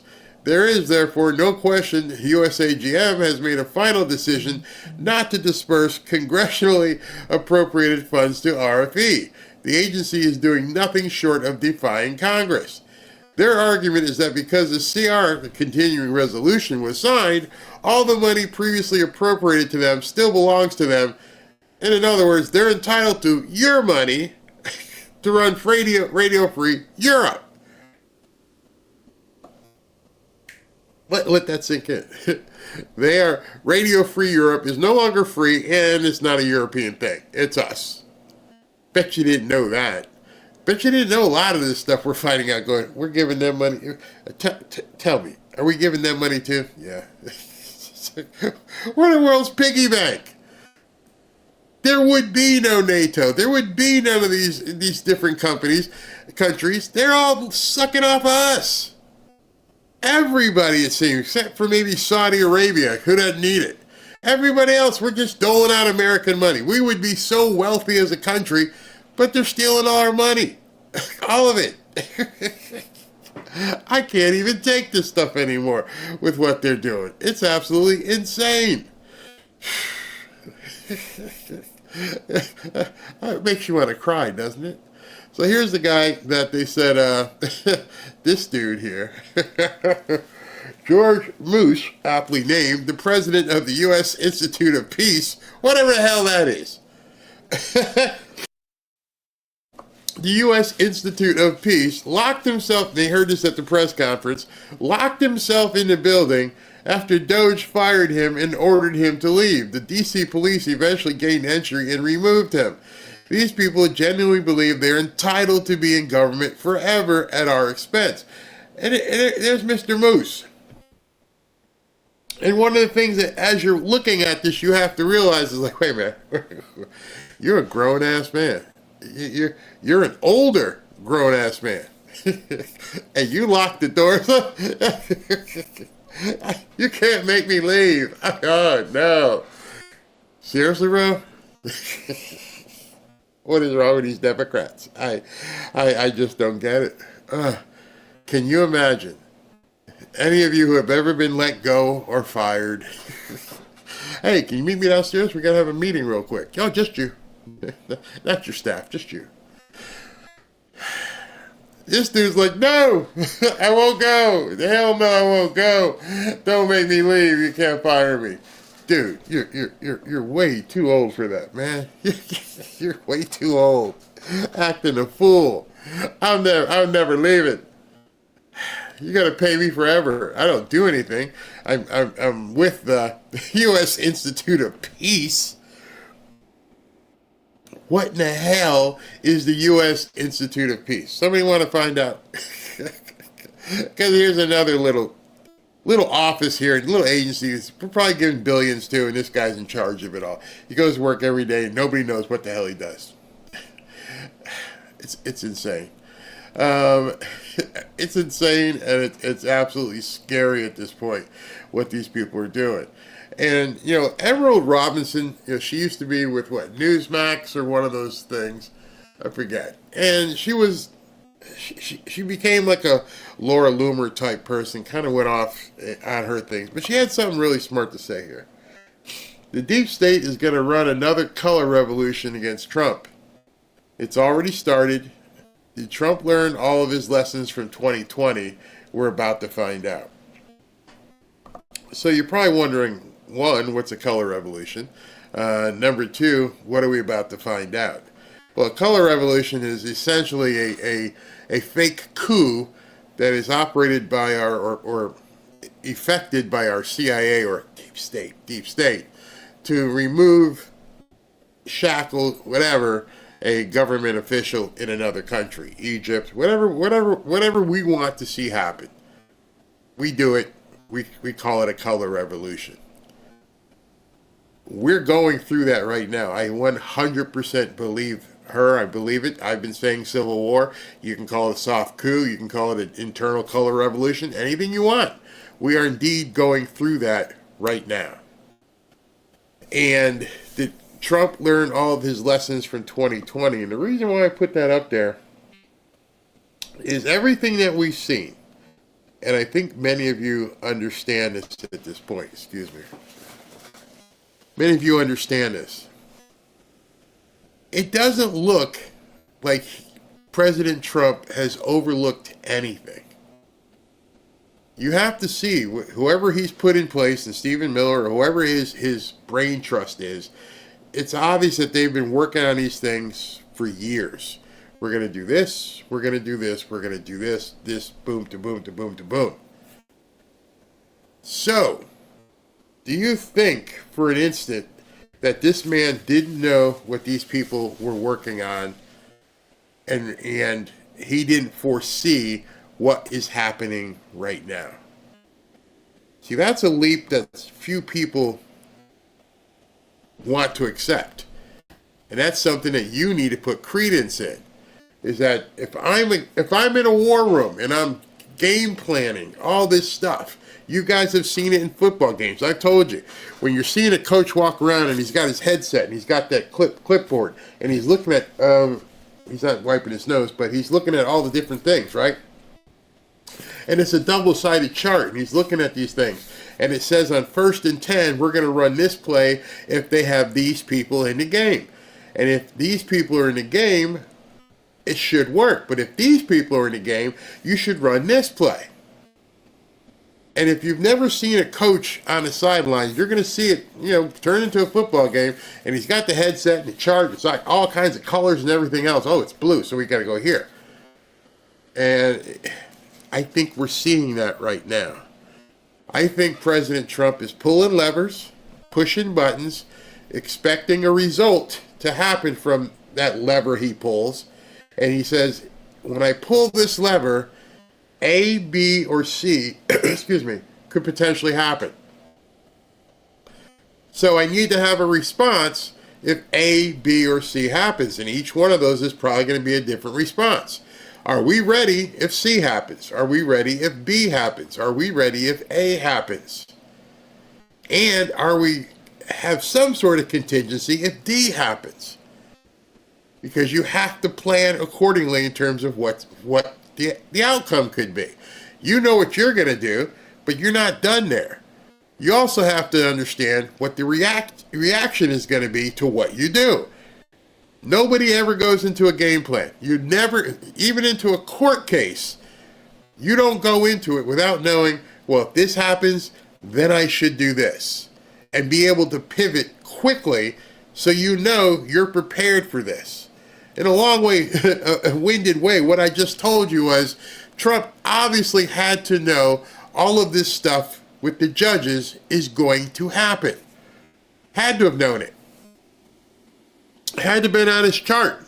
Had to have been on the wall. When we do this, they're going to run to D.C. They're going to run to the district court. They're going to run to the district court because we know they've got all these snakes that they've put in there over the last 4 years, and they're going to get one of these 5 judges, and all these judges here are going to be completely whacked.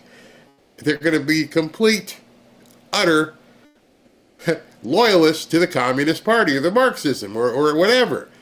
You see, because everybody right now, every single one of you, could go on District Court of Washington, D.C. You can go right there, and it's going to list you all the judges who are on that platform. And then you could do the research on every single one of those judges. You see the stuff that's coming out now, and they'll find out that Judge Bo Asperger's wife did this. Trump had to have known that a year ago. Trump had to have known and said, hey, this guy here, oh yeah, they're going to go here. They're going to go. He had to have known. I shouldn't be telling you anything that you can't assimilate and go, really, he would have had to have known that. Let me see if I can pull it up real quick here.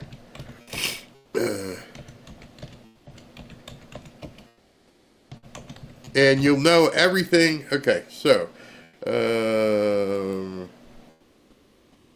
let's see here. This is the other court, but I can show you what I mean. Judges' bios, and this is for a district, this is the Court of Appeals, not the lower court. But they're all listed right here, every single one of them. You can see who all these judges are right now before you even, go talk to them. That's the Court of Appeals. So let's see, which court does Bo Asperger? Where does he? He sits on, hold on, wait real quick here. I'm just looking it up. He's a U.S. District Court for District of Columbia. All right, so let's look that up and see if it says who the different judges are. Yep, right here. Okay, got them. These are the different judges for the district court. So it says Chief Judge. You click here, and it's Judge Boasberg. Oh, so it's public knowledge who these people are. Yes, you can go all the way through and find out where he went to school in 1964 and everything about him. And then you can just basically work backwards and see who he's donated to. And district judges, here's some more. And here there's Tanya Chutkin. You can see right there all the judges' names. Here's Amir Ali. This is one of the guys who went against Trump. My point is, if I could take 5 minutes, like I did just then, if I could take 5 minutes and look up all these judges, you don't think for an instant that Trump's team didn't have all this game played out? I mean, I'm not even in the White House, and I'm definitely not in the Oval Office, and I'm not in his war room.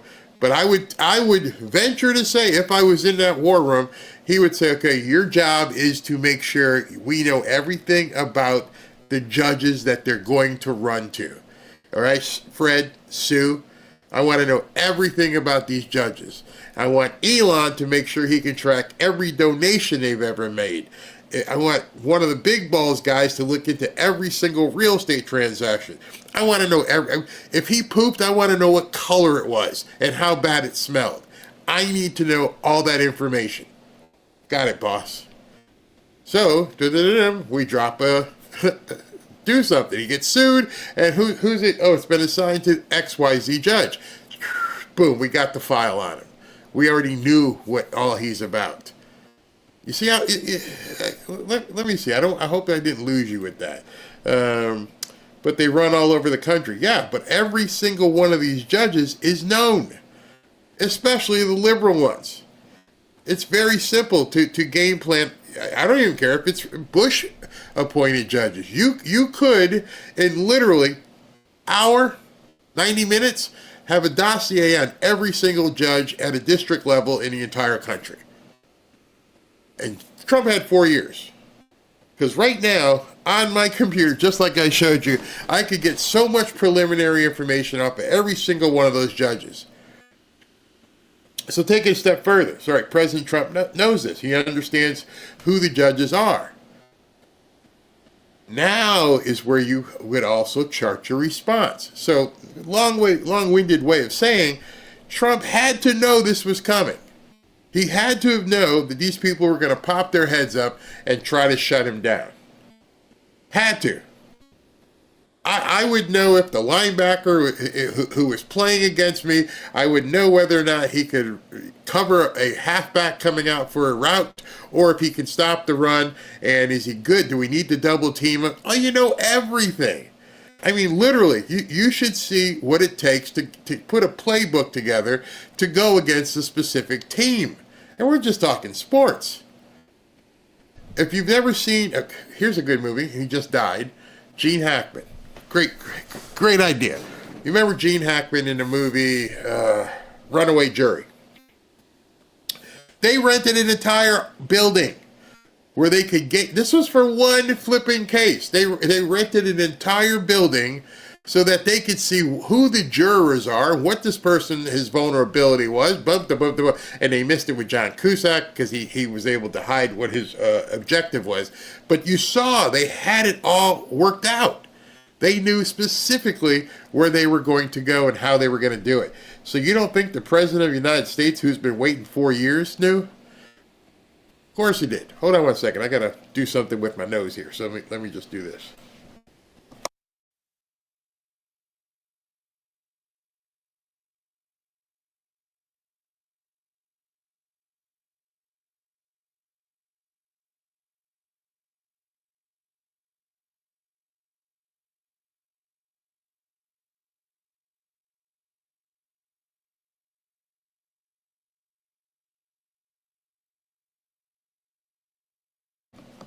It really sucks having a cold and having to go on camera because it doesn't look good if you got to blow your nose and do stuff. But I had to, okay? So I had to.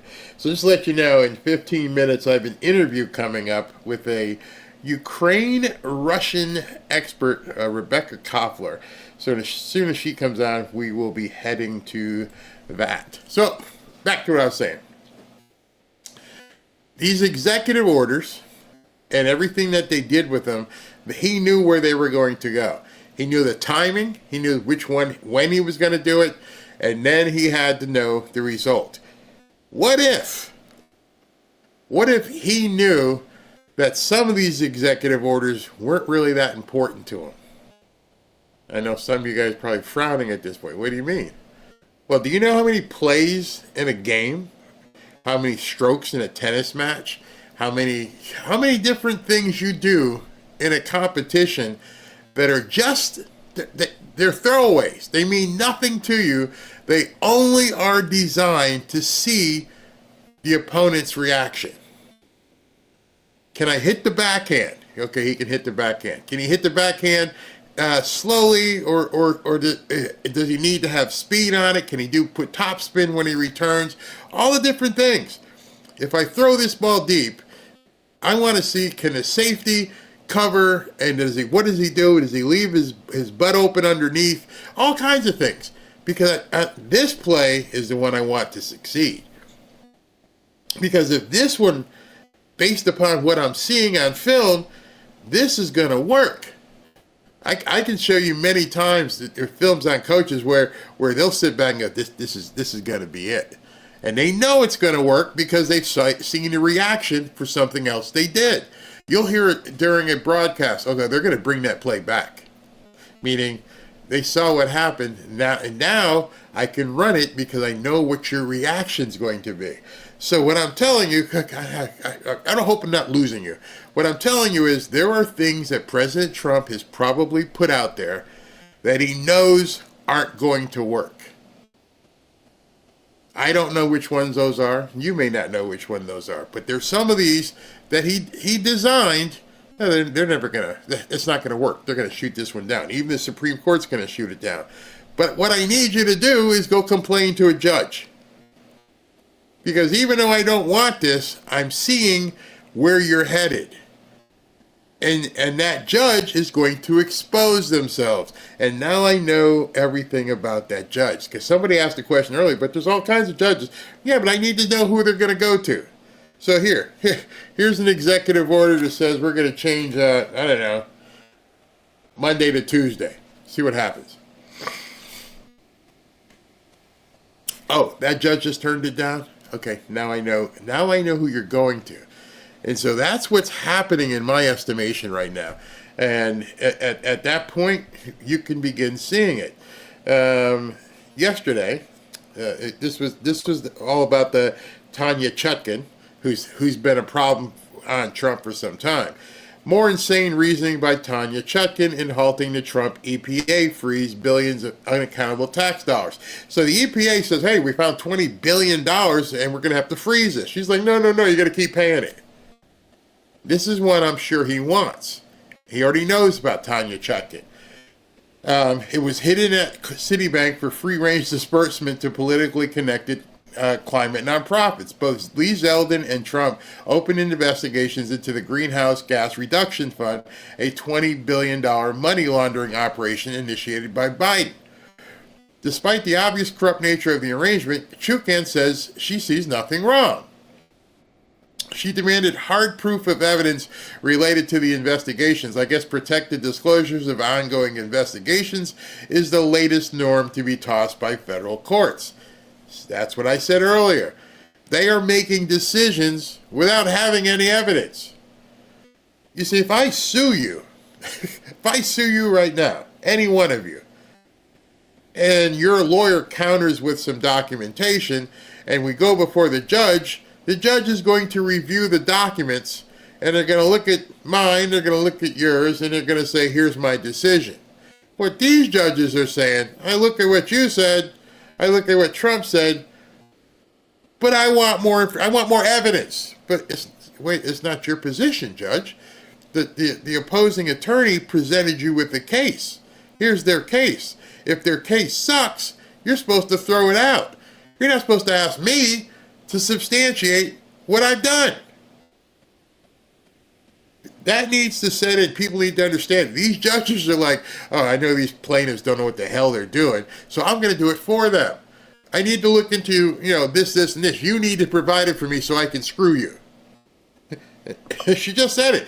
She demanded hard proof of evidence related to the investigations. What? In the termination letters, EPA defendants vaguely reference multiple ongoing investigations into programmatic waste, fraud, and abuse, but offer no specific information about such investigations, factual support, or any individualized explanation for each of the claims. This is insufficient. EPA may terminate agreements for waste, fraud, or abuse, but this requires credible evidence of the commission of a violation of federal criminal law, blah, blah, blah, blah, Title 18. This isn't number one side. She's telling him, I need to see it. But you're asking for a TRO. How would a TRO, a temporary restraining order, or the lack thereof, cause them irreparable harm? This is the Green New Deal thing. How is it causing anybody irreparable harm if their lawsuit goes to the appellate court? Well, I need to see. And if I see it, then I can tell. No!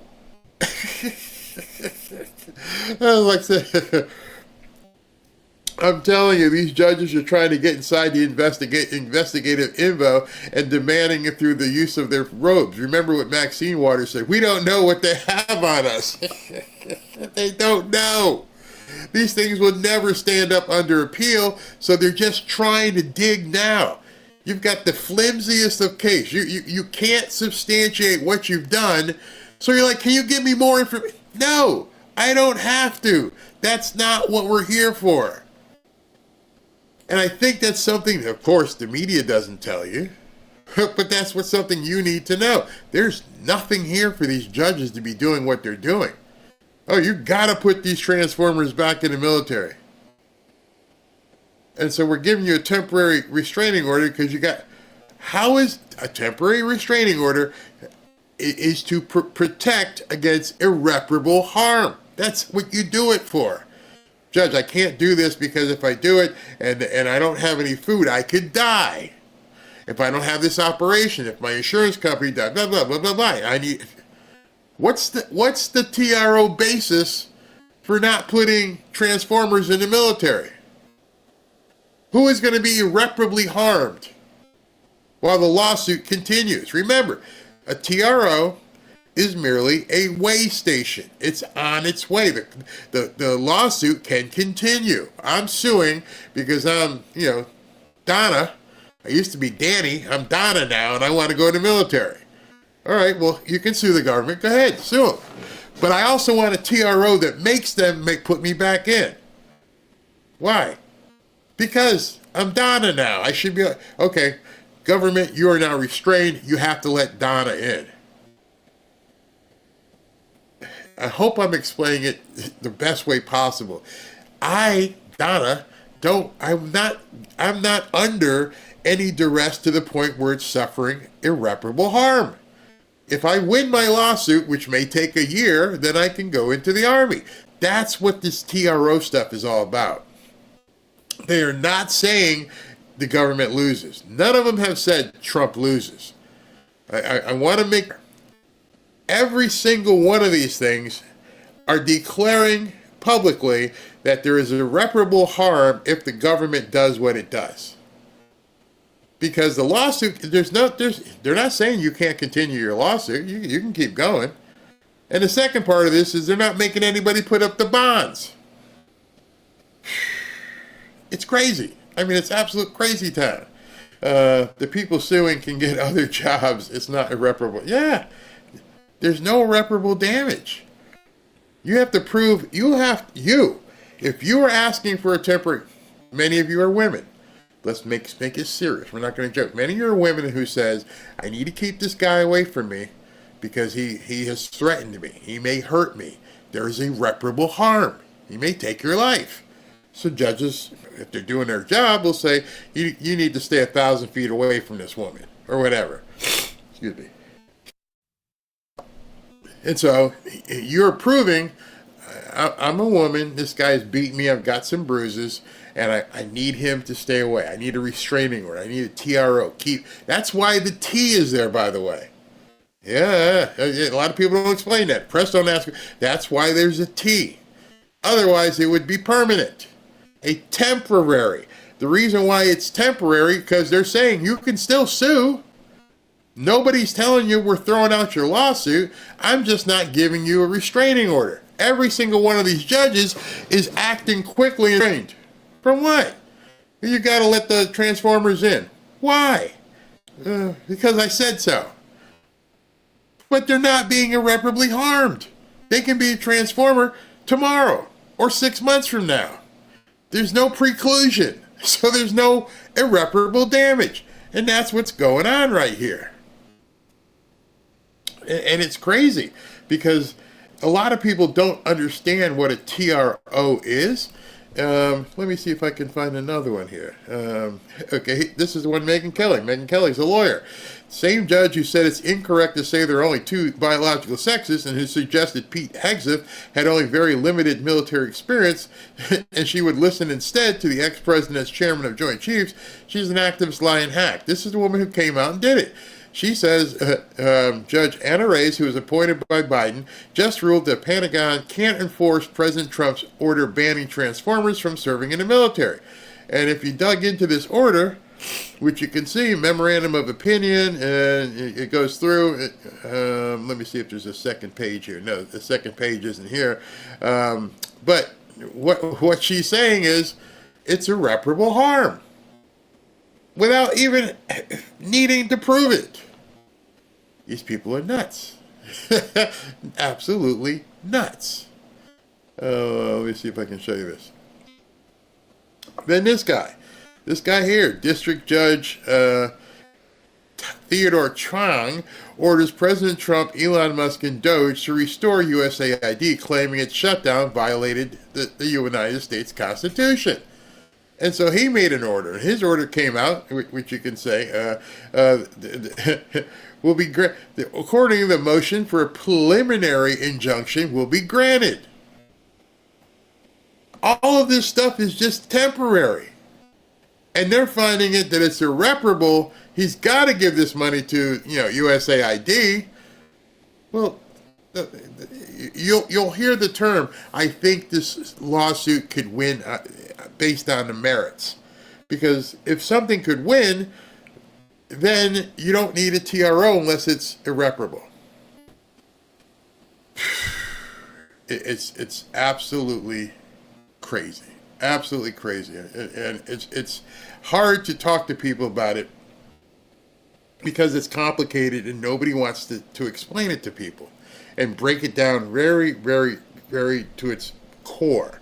Pam Bondi's response. Breaking. Attorney General Pam Bondi has just issued a scathing court filing rejection the notion from Judge Boasberg that the judiciary is superior to the president when it becomes foreign policy. The underlying premise, and you can read all of this, but she just goes through and says, you do not have the right, which he doesn't. But what he did, again, I think they're forcing President Trump to take matters into his own hands. Let me see if I can pull this up. Hold on. I may have to put it on full screen just so you can see this. Does this screen work? Okay, here's what I can do. We could do this. All right, so I can make it bigger and bring it over here, and then you guys can see it. Wait 1 second. It won't get any much bigger. Okay. This is the actual order or response that Pam Bondi did. What began as a dispute, and she goes through the entire thing, the court's pending specifications. You guys should read all this stuff. And, okay, so, sorry. I went through all that, and he only posted 1 page. But that 1 page is basically Pam Bondi doing everything she can to show people that these people are complete nuts. And they're hoping, the hope with all this stuff is that people won't pay attention. And so they continue to do this kind of crazy stuff. All right, you can. How can one lower boss tell the boss what to do? Don't work in a company. Okay, so what? Again, the reason why these things are able to be done is because they are representing that by not doing it, it will cause irreparable harm, and that's how they're getting away with it. That's the only way they're getting away with it, is by saying, we have to do this now because the lawsuit can continue, but you have to watch out.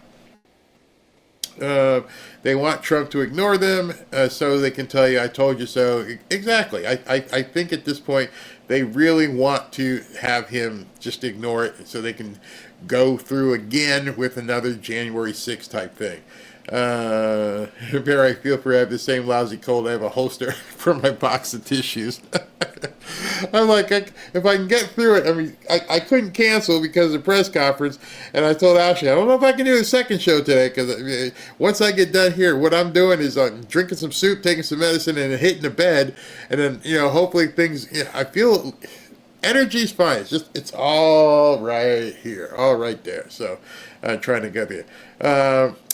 Robert goes all lawsuits by line by line. Yeah, there's some people out there who will go through every single thing line by line. But the problem with it is every time you try to explain it to somebody, and they count on this. By the way, just to let you know, this isn't something that they don't realize. They count specifically on the fact that people don't understand. And all the where-to-fors and how-to-fors, you really have to go through it line by line and see what they say. Even if you see it on a text, unless you know the base of what a TRO is and what they're doing, it's very hard to, Jonathan Turley, he'll say some stuff about it, but most people don't understand. I got to check down some medicine, but before I do that, just want to tell you, I've been talking to you guys a lot about gold. And the reason why I keep holding these things up, just to let you know, because a lot of people say, I can't afford to do it. I'm like, this is like 30 bucks. 30, 35. This here, a little bit more expensive, but it's going to cost you a couple hundred. And like I've been saying, after I went through this weekend with the kids, I'm like, I am going to begin showing my grandkids how to invest their money. My oldest grandson, he's got a part-time job now. He's about to get his license in 2 weeks. His birthday is in 2 weeks. And I'm going to show him. What we're going to do is open up a gold account for him. It's something that as he's going through high school and going through college, and I'm going to tell him every month, take 30, 50 bucks and buy some more silver. And if you get that behavioral change, you start telling somebody every single time you get paid, or every month, you put this money here and you do this and you do, especially for a young kid who doesn't need to pay any bills tomorrow. And I want him to get used to it every single week. When you get paid, I don't care if it's $35, buy some silver and put it in your account. Because then, by the time you're, 21, 22, and you get out of college, you're going to have a little nest egg. And then you're going to find out what you can do. And that's how you promulgate prosperity for your family. Nobody wants to be that person at 21 and 22 these days and actually have to work. But you got to work. Hopefully I can show him some real estate when he gets older. But right now, I'm showing him the benefits of gold. I want to talk to you about that. As you know, President Trump has assembled the Avengers to make America great again. And of course, we're all excited and ready to see them get to work. But with everything we're seeing right now, don't take your eye off the ball. Things could get much worse before they get better. With the possibility of World War III still looming, and with the Democrats doing everything they can to impede Trump, you still need to keep your guard up and your money protected. Oh, and our national debt is still massively increasing. Don't get me wrong, I have high hopes for Trump's America, but I also have a family to look out for. You see, Trump and the Avengers have quite the uphill battle ahead. That's why I'm making sure I'm protected, and I'm recommending that you do the same. One way to be protected is by diversifying your portfolio. That's why on this channel I've been happy to partner with Lear Capital.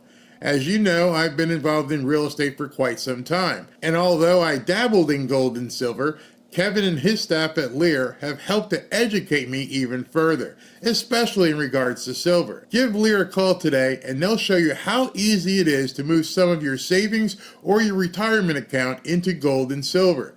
Gold and silver have been proven to hold value and protect wealth for the long term. Call Lear today at 800-601-5430 or go to learberry.com to get your free gold and silver wealth protection guides. There's no obligation, just free information. Many of you have seen my interviews with Lear founder Kevin Demerit, and I can tell you this company is solid and likes to educate their customers. Just so you know, Lear has over 27 years of experience, thousands of 5-star reviews, and over $3 billion in trusted transactions, and is the only company with a 24-hour risk-free purchase. You don't pay unless you're 100% satisfied. So call 800-601-5430 or go to learberry.com. And when you call, don't forget to ask how you can get up to $15,000 in bonus gold or silver with a qualifying purchase. So if you'd like to take advantage of this opportunity, please call my friends at Lear Capital at 800-601-5430 and tell them Barry sent you. All right, so back to the show here. I've got Rebecca Coffler coming in for an interview, and some of you may not be, familiar with Rebecca, so I'm going to show you who she is. This is Rebecca Irina, I hope I'm saying that correctly, Coffler. She is a former military intelligence officer turned author. She's written a book as well, Censored But Not Silenced. She's also got Putin's Playbook as a book, I believe. I hope I'm saying this correctly. She's been persecuted by U.S. spy agencies, the deep state. host of Censored But Not Silenced, and no one owns me or my intel analysis. So I want to introduce you guys all to Rebecca Coffler. Rebecca, you there? I am right here with you. Good. The sound is perfect as well. Let me just move it down. Great. Oh, nice to meet you. Nice to finally meet someone who has been in the intel departments and all this kind of thing. So tell me a little bit about your history and working in military intelligence. Sure. I loved my job. I loved my career. DIA stands for Defense Intelligence Agency, which is a military counterpart to the CIA. So CIA typically focuses on political intelligence, and DIA on warfighting strategy and military capabilities, assessing what our foreign adversaries have against us and how they're planning to use it against us. And basically what we do is help our war planners that are across various combatant commands to devise plans to counter foreign military capabilities and doctrines. Okay. Now, and you were born where? In Russia or Ukraine? I think I it was was Russia. born and raised in the former Soviet Union. At that time, it was still one country when I came here in 1989. Okay, great. So those of us who have watched all this stuff unfold with Ukraine and Russia, I have a two-part question here. First part of the question is, why is Ukraine so important to Putin and Russia? It's very simple. Ukraine is part of what is called strategic security perimeter, on which Russia relied for centuries for their security. It's their version of our Monroe Doctrine. Okay. Just like we don't allow our adversaries like Russia, China, Iran to get as close to us as let's say Mexico or Canada. So Putin wants Ukraine to be part, since it's in their backyard, he wants Ukraine to be free of NATO's military hardware because they consider NATO, just like we consider Russia a security threat, they consider NATO a security threat. And so that's why Putin, for many years, he said that Ukraine is a red line. But yet Washington leaders kept pushing Ukraine into NATO. Victoria Nuland, who was part of Hillary Clinton's State Department, she actually ran operations that ended up in the Color Revolution in Ukraine. And so Putin basically wants to enforce his red line. And unfortunately, President Trump inherited such a mess, geopolitical massive mess from Joe Biden. So he's trying to untangle all of this now, President Trump is, but it's super, super complicated. And we were on the verge of a nuclear war until President Trump came in, and now he de-escalated it. He started talking with Putin, which is a good thing. But in terms of actually resolving this mess, it's going to take some time. So you mentioned color revolution, and I know you're pressed for time. A lot of people watching this may not understand that term. Can you explain briefly what a color revolution is? So basically what the U.S. has been pursuing for about a quarter of a century, the policy that focused on trying to democratize the former Soviet states, right? Countries that used to be part of USSR, Ukraine, Georgia, Moldova, and actually 3 countries, the Baltics, were adopted into NATO.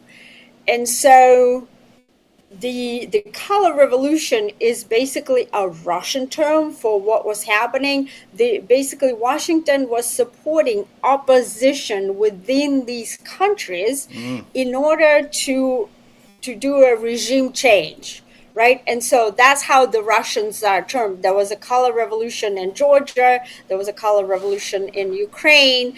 And it is similar to what the U.S. conducted in in the Middle East, like you had the term Arab Spring. Yeah. So color revolution is basically the European version, the Russian version of the Arab Spring. Okay. Now, you told me why Ukraine is important to Russia. Why is Ukraine important to the so-called deep state? Why do we care about Ukraine? So that's what I've been struggling to understand myself, Barry. It makes no sense to me because Ukraine is not part of United States vital interests. What does it mean? It means that our security and prosperity in no way or shape or form dependent on Ukraine. Ukraine is in Europe. Right? We are, and like President Trump likes to say, there's a big, nice ocean between us, right?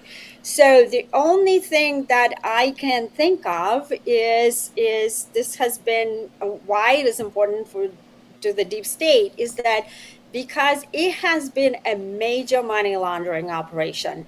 And for Zelensky, who's the president of Ukraine, it's been a huge gravy train. And he even himself recently acknowledged that he only got 71 billion out of America, whereas according to President Trump's calculation, we gave them 350 billion. Right. Well, where did the rest of the money go? But if you look at the stocks of the U.S. military industrial complex, Northrop Grumman, Raytheon, and those companies, their stocks is rising, and that is so that's what I mean by the money laundering operation. The taxpayers' money, it comes out of our pocket, right? All these billions of dollars worth of military hardware that we are sending, that ends up, some of it ends up on the black market, actually. Very similar to what happened in Afghanistan, right? When we withdrew $85 billion worth of top secret military hardware that Joe Biden's Pentagon left there, ended up on the black market. So the same situation, that's the only otherwise it makes no sense to me, like this obsession with Ukraine and why they would need to impoverish Americans and go send it to Ukraine, whereas our people could use some of that relief. There are plenty of Americans who are struggling right now, especially now that the prices went way up during Biden administration. So that's my conclusion. So you mentioned that a peace deal with Ukraine and Russia may take some time, which I don't know if we have that time, but if it takes time, are you looking at Ukraine and Russia being basically another Middle East where it's going to continue to flare up year after year or every couple of years? Or can there be lasting peace between Ukraine and Russia? So the only way that there can be a lasting peace is if Putin succeeds in basically convincing whether it's President Trump or anyone else, depending on when that can happen, that Ukraine can be a neutral state. What does it mean? No, not part of NATO, because Putin said for many years accepting Ukraine into NATO is a red line. So if that happens, but the problem is right now, Barry, is that the Russians don't trust us, just like we don't trust Putin, and President Trump does not really trust Putin. He tries to be polite to him and diplomatic to see what can be resolved, but the Russians don't trust us either, because look, we on the one hand we were saying in the beginning during the Biden administration, Biden said he didn't want the nuclear war. He told his Democratic donors that, right? But then he turned around and he authorized Ukraine to use U.S. long-range missiles to strike deep inside Russia. And then the Ukrainians conducted an incursion into Russia's Kursk territory. So it basically demonstrated to Putin that he needs to finish the job and basically destroy U.S. military and combat potential, right? And then on the other hand, and then since President Trump came to power, remember how after he booted out Zelensky out of the White House because he was disrespectful, then President Trump said, go and think, and when you're ready to discuss, come back. And President Trump, at first, he suspended the intelligence sharing with Ukrainians and the flow of military hardware into Ukraine. He suspended it, but then Zelensky agreed to a ceasefire, and President Trump resumed all that. Well, it demonstrated to the Russians that we just go back and forth, and whatever peace concluded, they believe that we're going to continue the same policy that we pursued for a quarter of a century, which was largely anti-Russia. And it was before President Trump. It's not President Trump's fault. He's trying to convince Putin that's going to be different, but President Trump is going to be here for 4 years only. That's how the Russians look very long term, right? And they realize that President Trump is not the rule, but he's an exception when it comes to Washington. And so that's why Putin is highly unlikely to conclude that ceasefire. And whatever happened after the call between President Trump and Putin, and the partial ceasefire that Putin agreed to, right? He agreed to not to strike Ukrainian critical infrastructure, energy facilities and all those things. It was violated less than 24 hours before, not just by Russians, but also by Ukrainians. Both sides struck each other. The Russians sent about 150 drone strikes.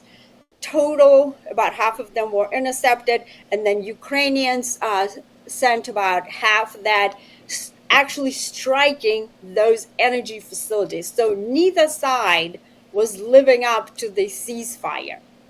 I have I know you've got to run, but I have one question, excuse me, I can ask you.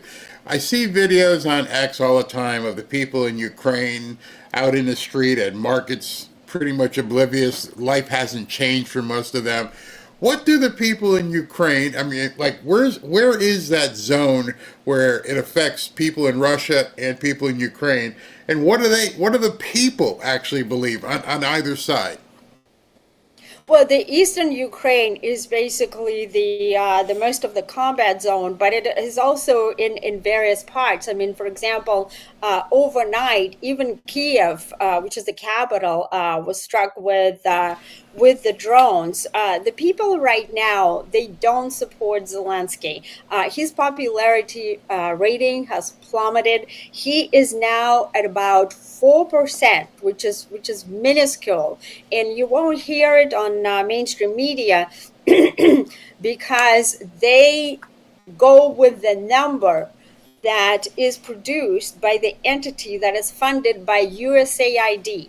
Well, as we learned, from President Trump and Elon Musk and what they are doing, dismantling the deep state, USAID was part of the deep state. So the entity that is giving the number of Zelensky approval rating at 50%, it's basically fake news. When President Trump goes by, he goes by the intelligence assessments that he is privy to right now. And he said in public that his actual approval rating is 4%.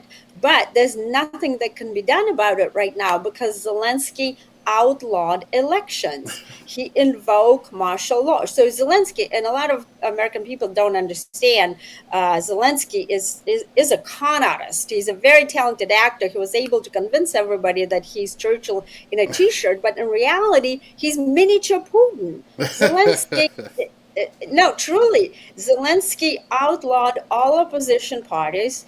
He outlawed all free media. Like President Trump said, He's a dictator without elections. He authorized assassinations of civilians, just like Putin. The Lear Gonzalez, I don't know if your listeners heard this name, but was an American journalist, Leo Gonzalez, who died at the hands of Zelensky's version of the KGB, the Служба безпеки Ukraine, which is a Ukrainian version of the KGB. They got him. He's our American journalist, and he died. Because he held pro-Ukrainian, pro-Russian views. Okay, yes, it was correct. He held pro-Russian views, but he's a journalist. But you wouldn't hear that on mainstream media. But President Trump understands who this guy is. He knows the con artist when he sees one, and that's why he booted him out of the White House when he was disrespectful and he did not want to conclude peace. So unfortunately, neither Putin nor Zelensky want to conclude peace. President Trump does, but he can't. There's little he can do to actually force these people to sit down. But even if he did, Zelensky has no authority because he's an illegitimate president. His presidency expired in May, and like I said, he even outlawed elections because he passed the martial law. So it's like a chicken and egg problem. And unfortunately, we are in the midst of it with all this mess. It's a centuries-old problem, and the American people just had enough. We've sent them enough billions. We depleted our own weapons arsenal by giving it to Ukraine. We don't have enough for ourselves right now. If we had to defend, some of the weapon systems are depleted to very dangerous levels. Javelin, Stingers, 100 millimeter artillery shells, and our military-industrial complex is not able to scale up to produce enough to give, everyone else. And have some for ourselves. So that's the complicated situation that Trump is dealing with now. Well, Rebecca, I know your people told Ashley you got a hard break here, so I want to thank you for your time. Seeing insight from people who know inside Russia and inside Ukraine, I believe, is very valuable. As this thing begins to move towards a conclusion, I'd like to have you back so we can talk about what's going to happen with the Ukrainian people when there is peace and how they get back to normal and get to elections and everything. I'd love to hear your opinion on that. So thank you very much. And whenever we get to closer, I want to hear that, because he's probably not going to be in office once the peace deal is signed, because there's no more need for martial law. And that's going to be interesting as well. Exactly. Thank you very much, Barry, for having me. I'd like to encourage people to please follow me on X. My handle is @Rebecca0132. I post all my unclassified intelligence analysis on X and run my podcast, Censored But Not Silenced. It's been an honor to be on your show, and God bless everyone. Thank you very much. So, as you heard, this is her Twitter profile. This is Rebecca Coffler, and it's Rebecca with a K instead of C. Rebecca 0132 on X. Rebecca 0132. All right. A couple more things I want to let you know before we go here, in terms of what exactly is going on with everything. You knew about the CIA thing. All right, I want to read this. I want to read this in closing because I think this is very important. We just had General Flynn on a couple days ago, and he wanted this to be read, so I'm going to show it to you. I want everyone to read this and try your best to understand what is happening right now inside of America. This is a 1959 quote from Nikita Khrushchev. And if you don't know who Nikita Khrushchev is, then I'm sorry. But he was the, whatever you want to call him, Prime Minister, President of USSR. He and people like him took their task very seriously. Study the past to understand the future. Those of you who understand what the 17th letter is future proofs past. Okay, You know where I'm going here. All right, those of you who don't, just stay tuned with this. This is what Nikita Khrushchev said. Your children's children will live under communism. You Americans are so gullible. No, you won't accept communism outright, but we'll keep feeding you small doses of socialism until you will finally wake up and find that you already have communism. We won't have to fight you. We'll so weaken your economy until you fall like overripe fruits into our hands. Nikita Khrushchev said that in 1959. You know, as we're seeing all this stuff come out about JFK, and you're hearing about Russia, and you're hearing about Ukraine, and you're seeing what's happening here, and you realize at this point that these judges and these politicians do not have America at the forefront of their mind, that they indeed are slowly chipping away at what America stands for. And if you don't agree with that, then you're not paying attention. You've got judges that are openly trying to defy the President of the United States. You've got people blowing up car dealerships. You know how they kept saying, people shouldn't be complaining about judges because, just because you disagree. Well, why in the hell are you people blowing up car dealerships? Just because you disagree. You see, they're taking their revolution to the street. They're letting you know what they're willing to do to you because of your American idea. They will continue to fight. And Khrushchev said it. You're going to succumb. You don't have any choice. We know you won't accept communism, but we'll keep feeding you small doses until you finally wake up and find that you already have communism. We won't even have to fight you. We'll just keep weakening your economy until you fall like overripe fruit into our hands.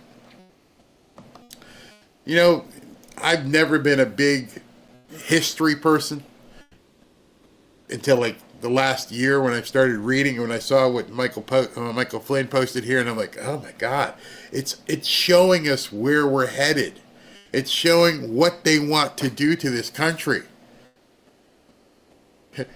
If Kamala had won, God forbid, thank you, we would have been a further along down the road where you're like the boiling frog. And right now, many of us and many of people are sitting happily in the pot, wondering why, the water around my legs is getting a little warm, but I'm still okay. Oh, my toes are getting a little hot, but you're still okay. Nothing to worry about. Wow, feels hot in here, but you're okay.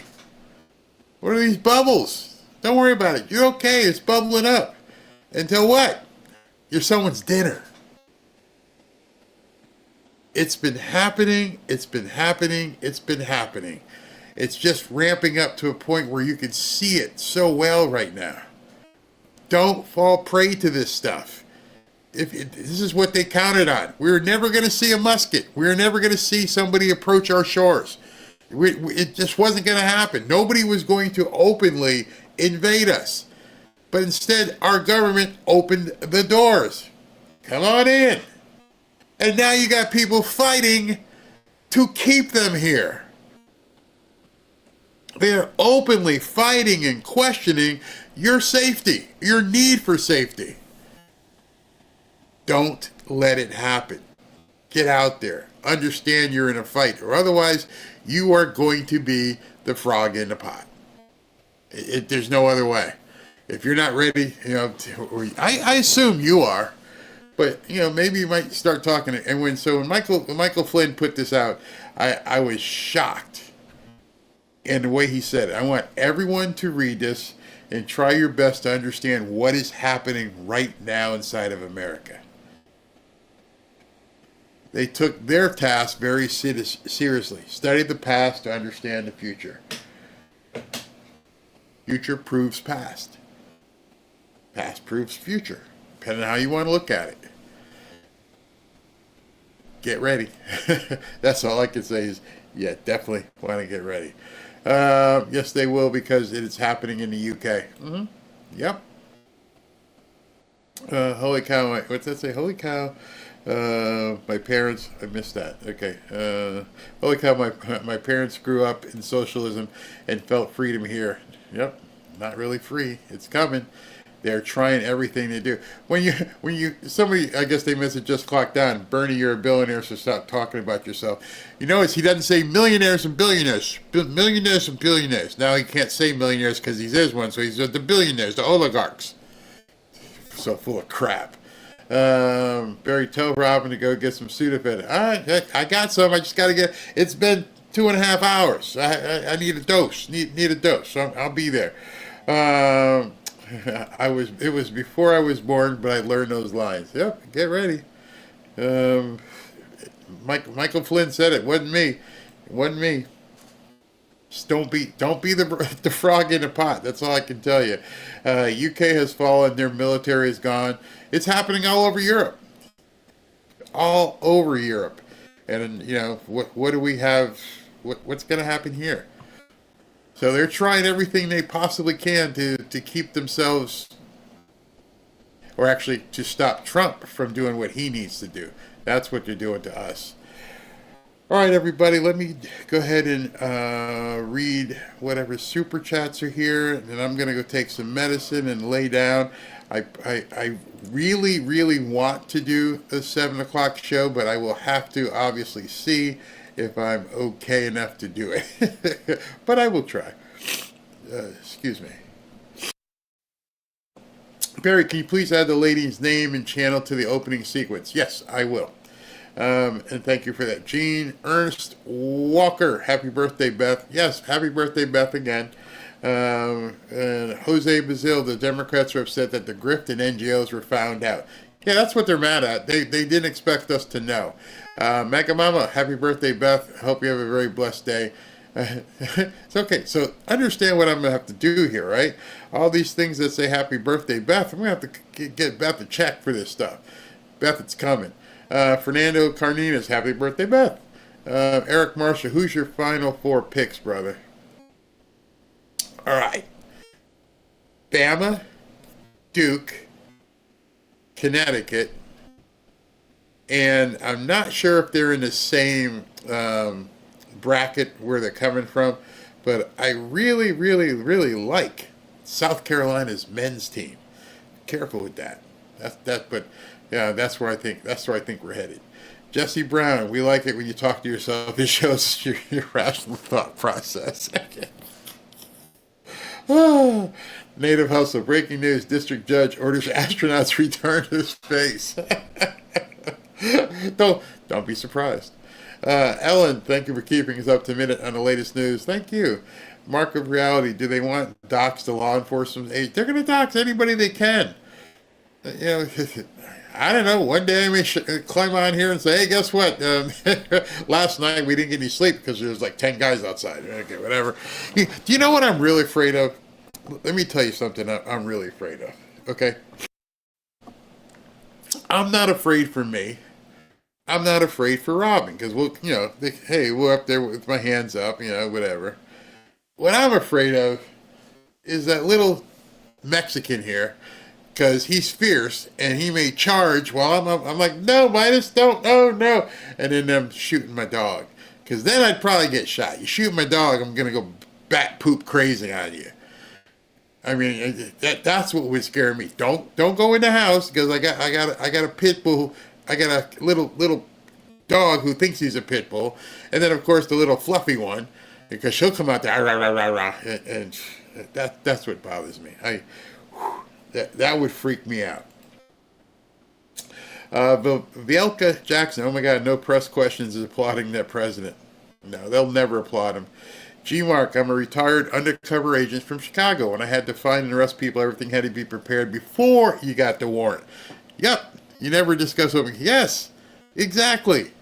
Get me all the evidence before I give you the warrant. And these judges are like, hey, here's the thing. Here's the TRO. Now tell me what's wrong. Party Dog, CEO Sir Big Balls. Let's roll with it. Yes. Exploring Fascia. Let's send letters of support to Elon at the White House to let him know we deeply appreciate his work on behalf of the country. His pain. Yeah, if you saw his face yesterday, you could tell he was pensive, heavy with thought. Yeah. Beth, thank you for all your birthday wishes. Psalm 139:13, for you created my inmost being. You knit me together in my mother's womb. That's very nice. Fazul, God bless you and all your families. Jose Bazil, wow, don't know who planned all these judges. They were doing a sin. And just imagine, over that period of time when these judges were getting approved, how many Republicans voted for them? That'll scare you. Lloyd B. Wow, now I know Beth Dutton's character from Yellowstone is real. She's our new White House press secretary. I can't say your hand though. Too late to skate by. I think that's what I got. Force these judges to provide injunction bonds. They're supposed to be doing that. Conservative Black Nation. Elon said they got money printers. And that's exactly what they've been doing. He jumped ahead. Damasco, Barry, can you have an interview with Juan O'Savin? I have to look him up. Thank you. Kelly Bradshaw, thank you. Benedetta Salerno, we have the ace in the hole, right? Military? So you're thinking martial law too, huh? That's what I've been thinking. I've been thinking the ace in the hole is martial law. I'd hate to see it happen, but I almost think that's the only way we save America. I hate to say that. I am from Cuba, America Ramirez. I am from Cuba, America never going to understand the bullet we have dashed. Nope. You know, I know that might scare some people by me saying, martial law. But I think that's the only way. I think that is indeed the only way forward. You can't wait. I mean, here's what. If we wait for the Supreme Court, maybe they'll do something. If they don't, it's going to have to go there. He's going to have to go there. So be ready. I'm just telling you. All right, everybody. Hopefully 7:30 tonight. If I get I'll get the vapor rub or something out of here and make myself feel better. But thanks for keeping on for 2.5 hours. Got the after party next. Thank you very much.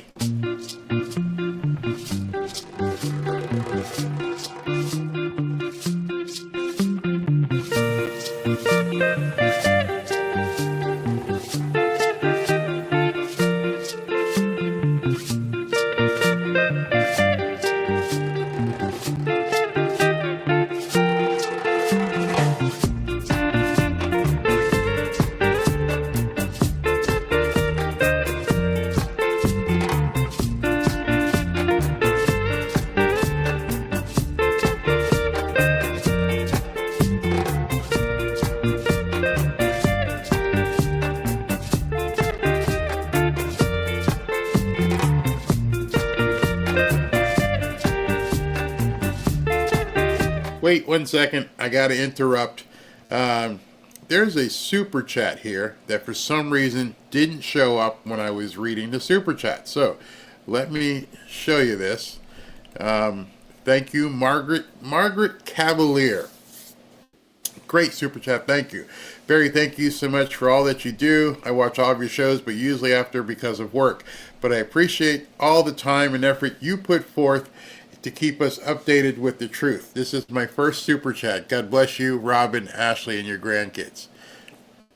Margaret, thank you very, very much. You didn't have to do that, but thank you very, very much. And I was, just as I was closing, I had to come here and go, wait a second, I missed one. And it was in orange on here, and I'm like, I didn't see that. Sometimes when I start closing up, either Ashley or SV will say, hey, listen, there's something you didn't see. I'm glad I looked up and saw that. Thank you very, very much.